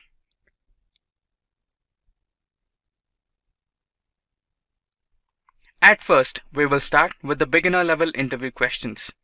So in the beginner level interview questions, the first question we have is, what is JIT? So the answer for this question is, JIT is an abbreviation for Java In-Time Compiler. It increases efficiency of the interpreter by compiling the bytecode in the runtime. JIT, or Just-in-Time Compiler, compiles code to machine level directly for higher speeds of code execution. So basically, just-in-time compilation is a feature added to the interpreter of Java. So this involves conversion of the code directly to machine level during the compilation stage. This improvises the speed of execution of a Java program. Now, after the first question, the second question in the docket is, what is a class loader?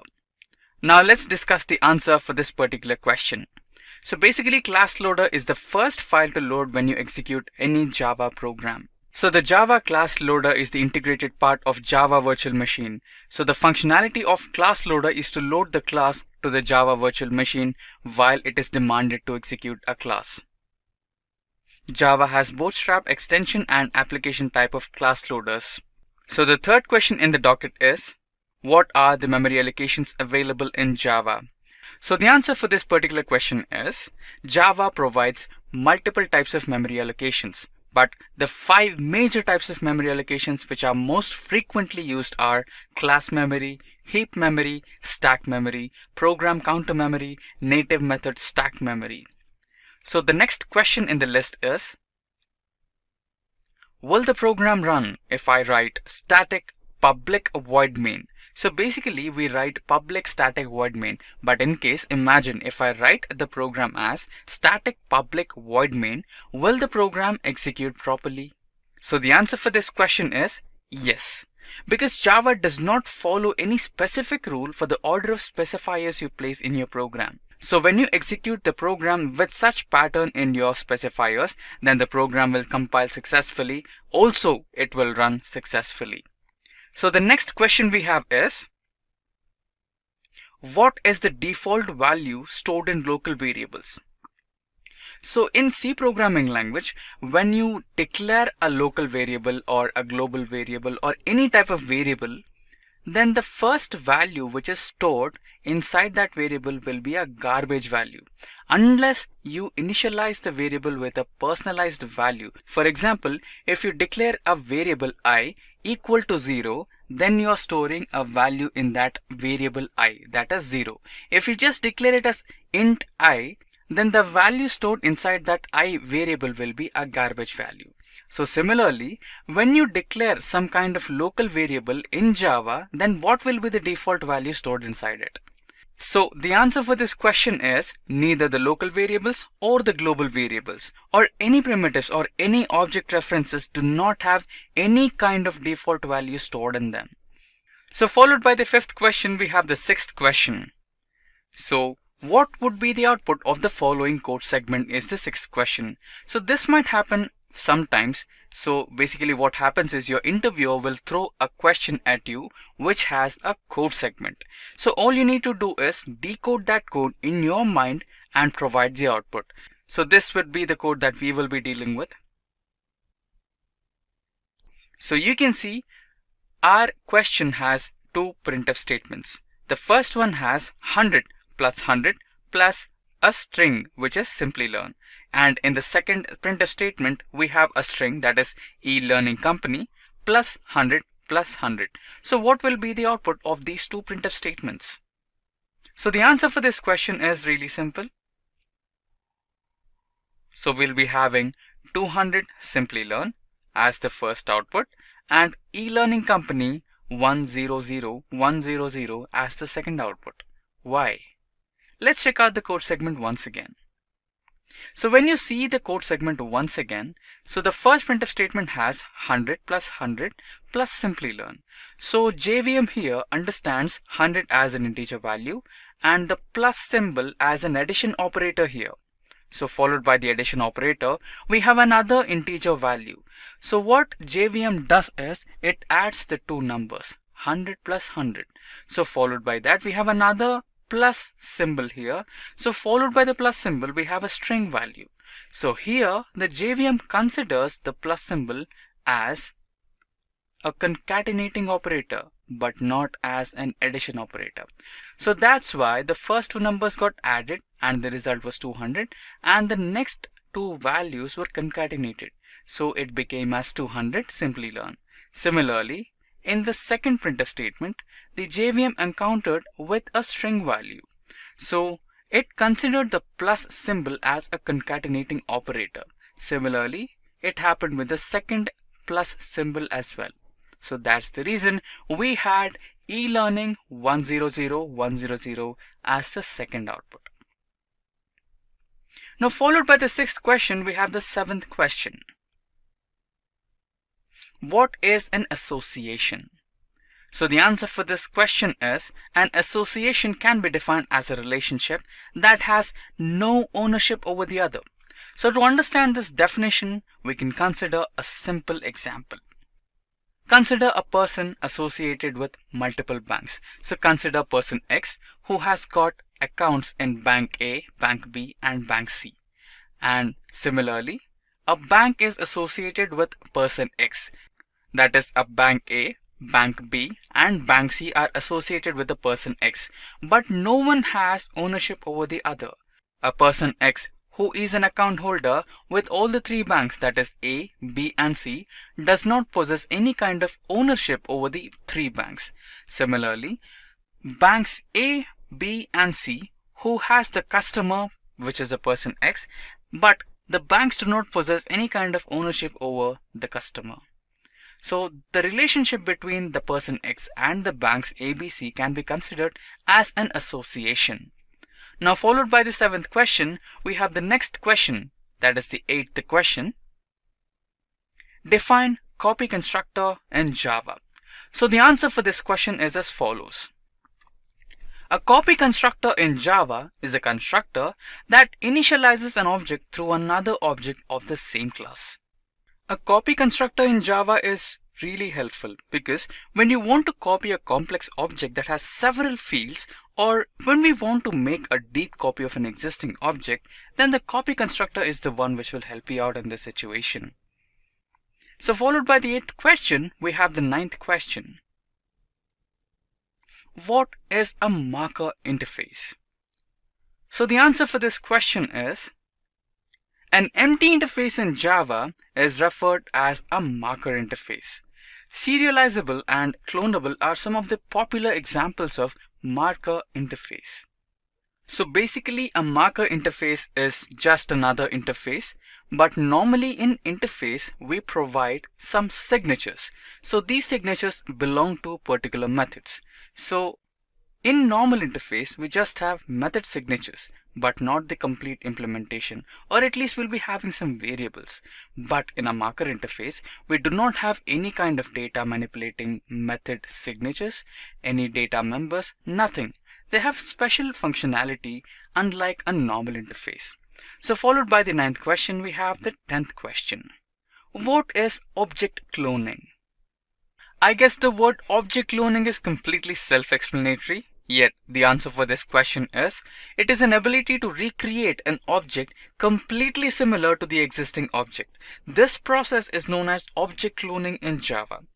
Java provides a built-in function or method, that is the clone method, to clone an existing object, offering the same functionality that of the original object. So followed by the 10th question, we have our 11th question. Why is Java not completely object-oriented? So this question might be a little confusing, but it's true. Java is not completely object-oriented. But what's the reason? Yes, I'll explain you why Java is not completely object-oriented. So the answer for this question is, Java is not considered as 100% object-oriented programming language because of the data types it uses. It still makes use of 8 or more primitive data types, which are int, float, double, and few others. So this is the only reason why Java is not considered as completely 100% object-oriented programming language. So the next question is, define wrapper classes in Java. So the answer for this question is, in Java, when you declare primitive data types, that is the int, float, double, etc., then the wrapper classes are responsible for converting them into objects or reference types. Just as we discussed before, Java is not 100% object-oriented programming language just because of the primitive data types it uses. So when you include such primitive data types, then wrapper classes are the ones which convert them into objects or reference types for the ease of compilation and execution of programs without any issues. So followed by this question, we have the next question. Define singleton classes in Java. So the answer for this question is, in Java, when you make the constructor of a class as private, then the particular class can generate only one single object. This is the reason why such type of classes are called as singleton classes. So followed by that, we have our next question that says, define package in Java. So if you use some of the popular IDEs, that is the integrated development enterprises such as IntelliJ or Eclipse, then you might be familiar with projects, packages, source files, and then the class file. So basically you create a project first, and inside the project you will be having your source folder, and then you will be creating your own package using the source folder, and inside the package you will create a class file, and inside the class file is where you write your Java program. So here the question is, define package in Java. So the answer for this question is as follows. Package is a collective bundle of classes and interfaces along with necessary libraries and jar files. The use of packages helps in code reusability. So basically when you create a specific package, inside that package you will store all the class files that you will be using in your Java program. So not only class files, in case if you use any kind of connectors or any kind of jar files or any kind of dependencies for your Java program, you will include all those inside the package so that the requirements and the class files are bundled together, and this helps out in code reusability, making sure that the program files or the jar files or any dependencies are not juggling between one package to the other or one file to the other. So using a package is basically a good practice. So followed by this, we have our next question. Can you implement pointers in Java program? So if you remember C programming language, we had pointers there.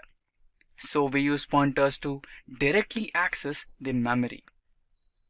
So similarly, can you use pointers in a Java program? This is a little tricky question for beginners, but basically it's really simple. Now the answer for this question is no, because Java Virtual Machine personally takes care of memory management implicitly. So Java's major motto was to keep programming simple. So accessing memory directly through pointers is not a recommended action. So the answer is a big no. You cannot implement pointers in Java program. So followed by that we have our next question.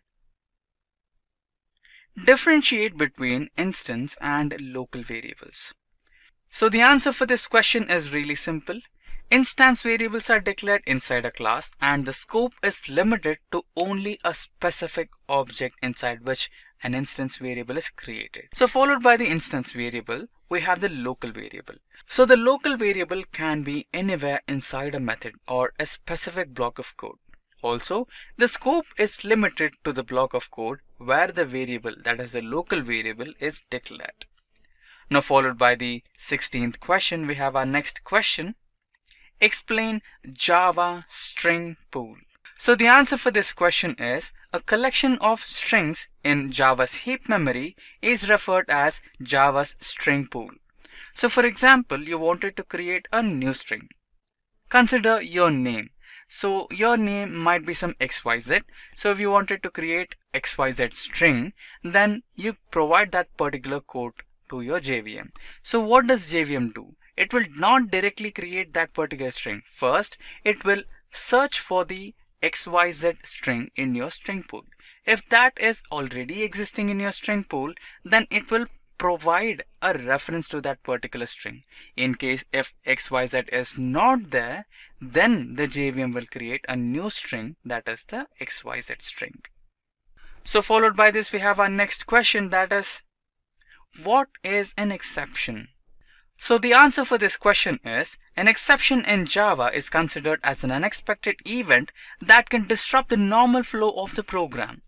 So for example, just consider that you are going to write a program for division operator.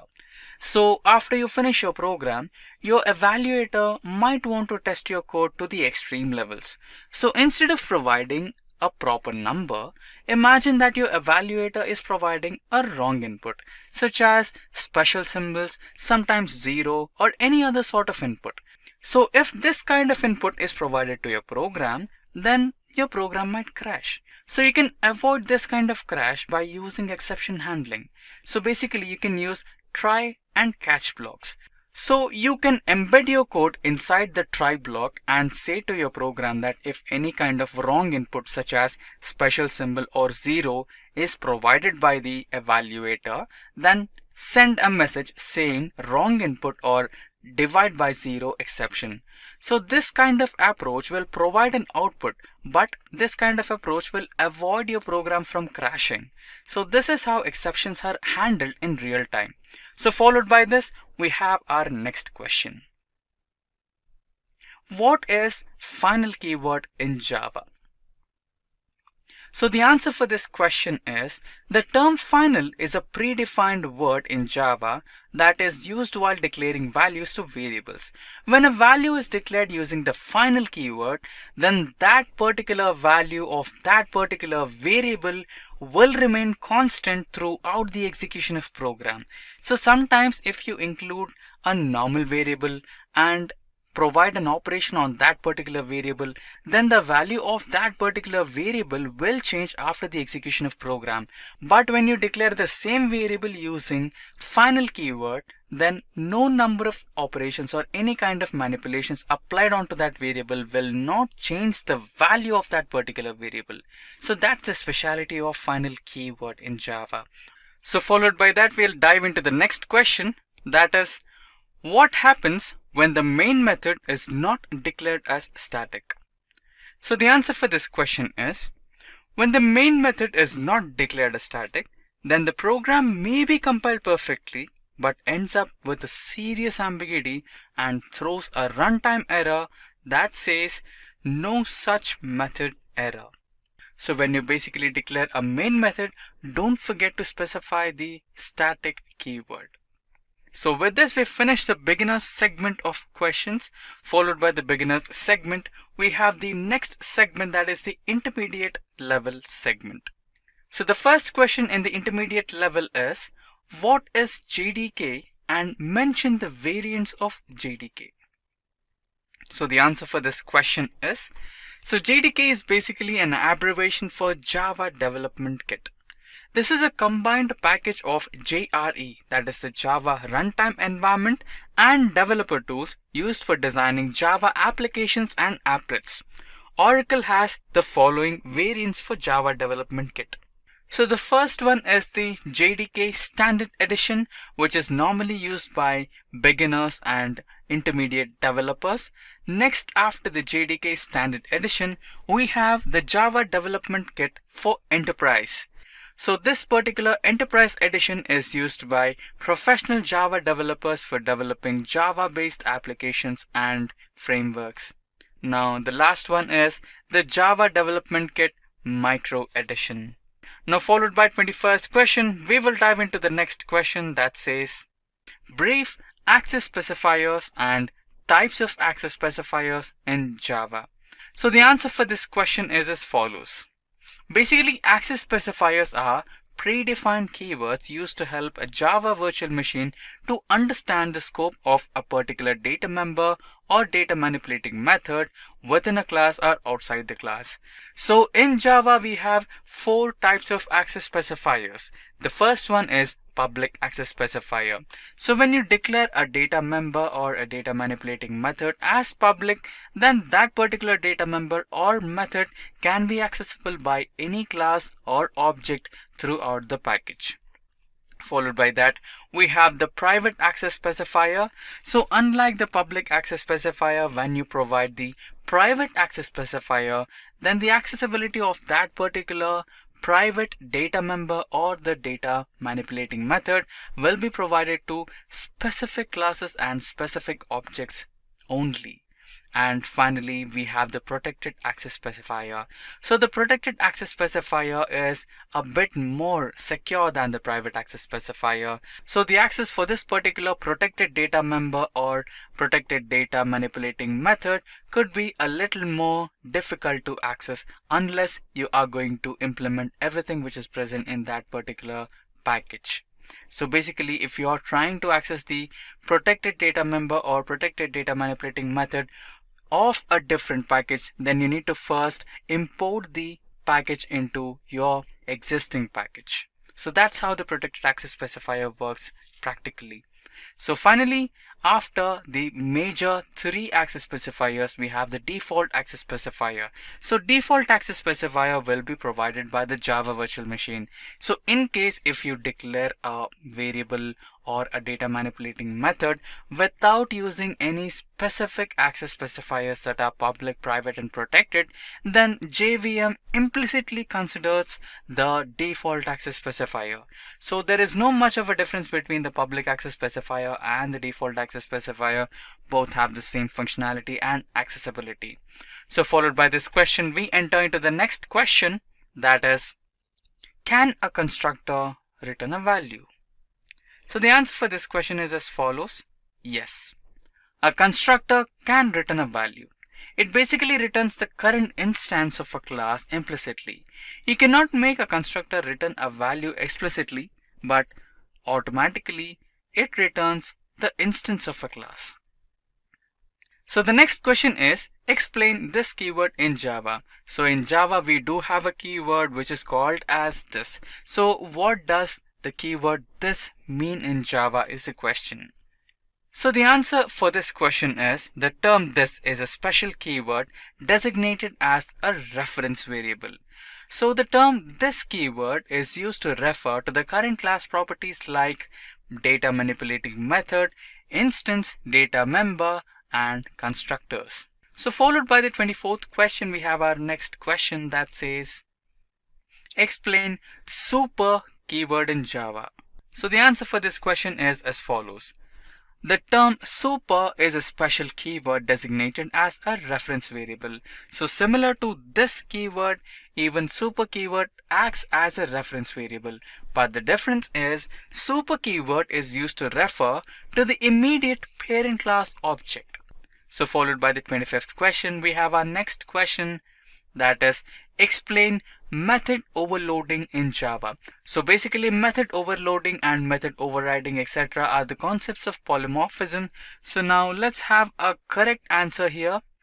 So the process of creating multiple method signatures using one method name is called as method overloading. So for example, consider that you wanted to include an addition operation in your program that performs addition operation. So the first method will be having the name add, and inside the method parameters, you'll be having two integer types of parameters. Similarly, you wanted to perform another addition operation with the same name add. So here you will provide the method name completely same to the first method, but inside the parameters there is a difference. You are adding 3 parameters here. So when you pass the values to the add method, then which method to be overloaded? That's the confusion, right? So should I overload or should I execute the first add method or the second add method? So this completely depends on the number of parameters you pass. If you are passing 2 parameters, then the first method will be executed. If you are passing 3 parameters, then the second method will be executed. So this is how the method overloading happens in Java. So the process of method overloading can be achieved by using 2 different ways. The first way is to change the number of arguments. So that's what exactly I've discussed before. Now the second way is varying the return type of the method. So with this, let's enter into the next question. Can we overload a static method? So as discussed before, the values of the variables or data manipulating methods will not be changed when we have used the keyword static in front of it. So the question is, can we overload a static method? Now let's discuss the answer for this. The answer is no. Java does not support overloading of static method. The process would throw an error reading static method cannot be referenced. So followed by this, we have our next question. So the next question is, define late binding. The answer for this question is, binding is a process of unifying the method call with the method's code segment. Late binding happens when the method's code segment is unknown till the method is called during the runtime. So followed by this, we have our next question. Define dynamic method dispatch. So the answer is, the dynamic method dispatch is a process where the method call is executed during the runtime. The overridden method is called through a reference variable of superclass. So this process is called as runtime polymorphism.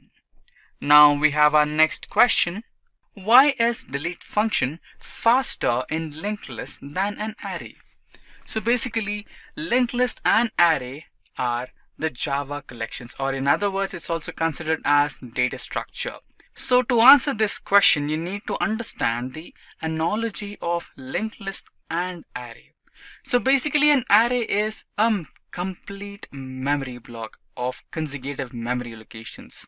So consider that your memory location starts from 100 and your array has 10 locations. So it's a complete reserved block of from 100, 101, 102 to 109.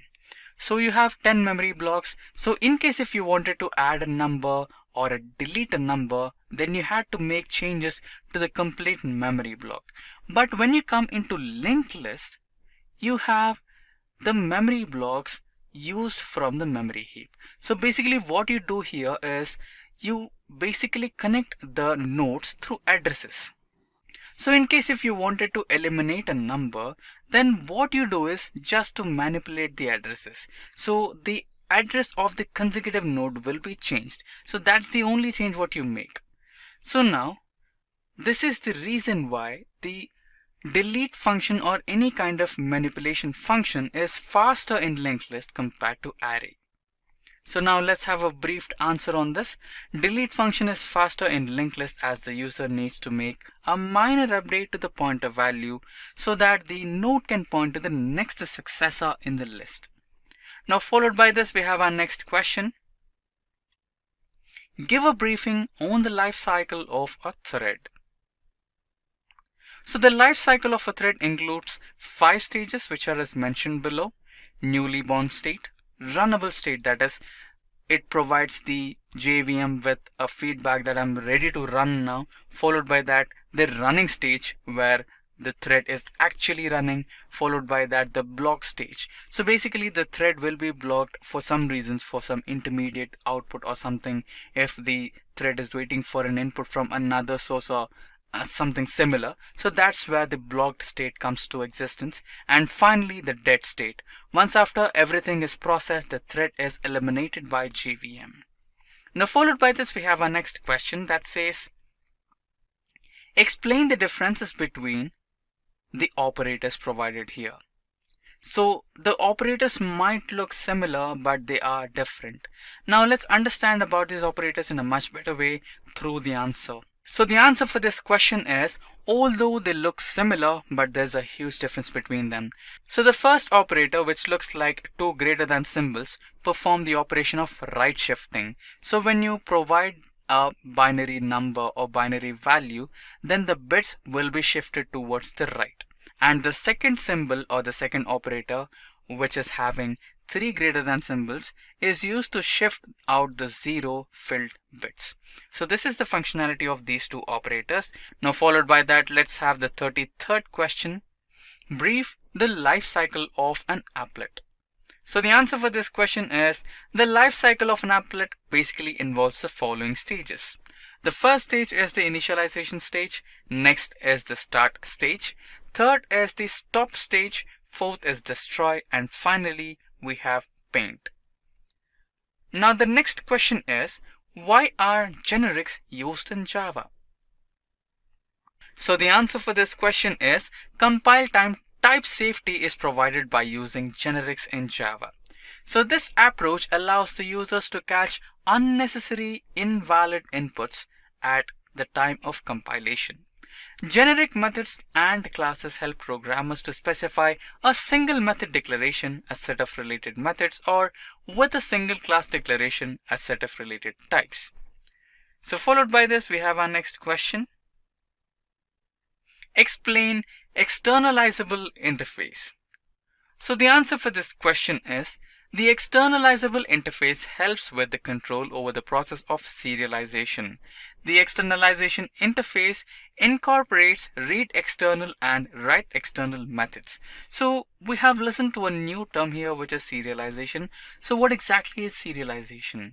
Serialization is a process of sending your Java code or Java project from one computer system to a different computer system. So basically, if you wanted to execute some kind of Java program from a different location, then you serialize this particular code to a different location where you actually want to execute, and this particular process of transferring your code is called as serialization. Now the next question is, explain daemon thread. So the answer for this question is, the daemon thread can be defined as a thread with least responsibility. The daemon thread is designed to run in a background during the process of garbage collection in Java. The setDaemon method is used to create the daemon thread in Java programming language. So we have our next question now. Explain the term enumeration in Java. So the answer for this question is, enumeration or enum is an interface in Java. Enum allows the sequential access of elements stored in a collection in Java. Now the next question is, why is Java considered as a dynamic programming language? So the answer for this question is, Java was designed to adapt to an evolving environment. Java programs include large amount of runtime information that is actually used to resolve access to the objects in real time. So this is the reason why Java is considered as dynamic programming language. Now followed by this, we have our next question. Can you run a code before executing the main method? So the answer for this question is, yes, we can execute any code even before the main method. We will be using the static block of code in the class when creating the objects at load time of the class. Any statements within the static block of the code will execute it once while loading the class, even before the creation of objects in the main method. Now the last question in the intermediate section is how many times the finalize method is called. So the answer for this question is the finalize method is called by the garbage collector. So for every object, the garbage collector calls the finalize method just for once. Now with this, let's enter the advanced segment of interview questions based on Java. So the first question in the advanced segment is, can the keywords this and super be used together? So the answer for this question is no. This and super keywords should be used in the first statement in the class constructor. So the following code segment will give you a better idea. So you can see that we have used the keyword super and this in the class constructor. That is the first class constructor. Now this is how you can use super keyword and this keyword together in case if you wanted to use. So with this, let's continue with the next question in the advanced level. So the next question says explain JSP page. So the answer for this question is JSP is basically an abbreviation for Java Servlet page. So the Java Servlet page consists of two types of text. The first is the static data and the second one is Java Servlet page elements. Now the next question is explain JDBC. So the answer is JDBC is an abbreviation for Java Database Connector. JDBC is an abstract layer used to establish connectivity between any existing database and to a Java application. Next question is explain the various directives of JSP. So the directives are instructions processed by JSP engine. After the JSP page is compiled into a servlet, directives are used to set page level instructions, insert data from external files and specify custom tag libraries. Directives are defined between the following symbols. So these are the symbols that are used to specify the directives in a JSP page. The different types of directives are shown as below. There are three types of directives. They are include directive, page directive and taglib directive. So include directive includes a file and merges the content of the file with the current page. The page directive is used to define specific attributes in the JSP page like error page and buffer. The taglib directory is used to declare a custom tag library which is used in the JSP page. Followed by that we have the next question. What are observer and observable classes? So the answer for this question is objects that subclass the observable class maintain a list of observers. When an observable object is updated, it invokes the update method of each of the observers to notify that the observers that it has changed its state. The observer interface is implemented by objects that observe observable objects. Might be a little confusing, but you need to read this answer once again. You can pause it and you can read this answer once again so that you can get a brief understanding of this. Followed by that we have the next question. What is session management in Java? So the answer for this question is a session is essentially defined as the dynamic stage of a random conversation between the client and the server. The essential communication channel includes the string of responses and requests from both sides. Typically, the most popular way of implementing session management is the employment of a session ID in the communicative discourse of the client and the server. The next question is brief about Spring Framework. Spring Framework is basically the framework of frameworks. Now the answer for this question is Spring is essentially defined as the application framework and inversion of control container for Java. Basically, the chief purpose of Spring Framework is to create enterprise applications in Java. Also, it is especially useful to keep in mind that the central features of the Spring Framework are essentially conducive to any Java application. So the next question is, explain JCA in Java. So the answer for this question is, JCA is basically an abbreviation for Java Cryptography Architecture. So JCA provides a platform that gives architecture and APIs for encryption as well as decryption. JCA is used by the developer to combine the application with the security measure. It also helps in performing the third-party security rules. It uses the hash table, encryption message digest, etc. to implement the security. So the next question is, explain JPA in Java. So the answer for this question is, JPA stands as an abbreviation for Java Persistence API. The JPA is enabling us to create the persistence layer for desktop and web applications. JPA deals with the following: Java Persistence API, Query Language, Java Persistence Criteria API, Object Mapping Metadata, etc. So the last question in our list is, explain the different authentications in Java servlets. So the answer for this question is, authentication options available in servlets are as follows. The first one is basic authentication. So the basic authentication consists of username and password provided by the client to authenticate as the user. The second one is form-based authentication. In this particular type of authentication, the login form is made by the programmer by using HTML. Followed by that, we have the third type of authentication, that is digest authentication. Digest authentication is similar to basic authentication, but in this the passwords are encrypted using hash formula. This makes digest more secured. And lastly, we have the client certificate authentication. The client certificate authentication requires that each client accessing the resource has a certificate that it sends to authenticate itself. This requires SSL protocol. And with that, we have come to the end of this Java projects and interview questions tutorial. I hope you guys must have got a good idea about them. If you still have any doubts or any queries regarding any topic or question we have covered in this particular video, then please feel free to drop them down in the comment section below and our experts will definitely answer them. Thank you so much for being here, guys.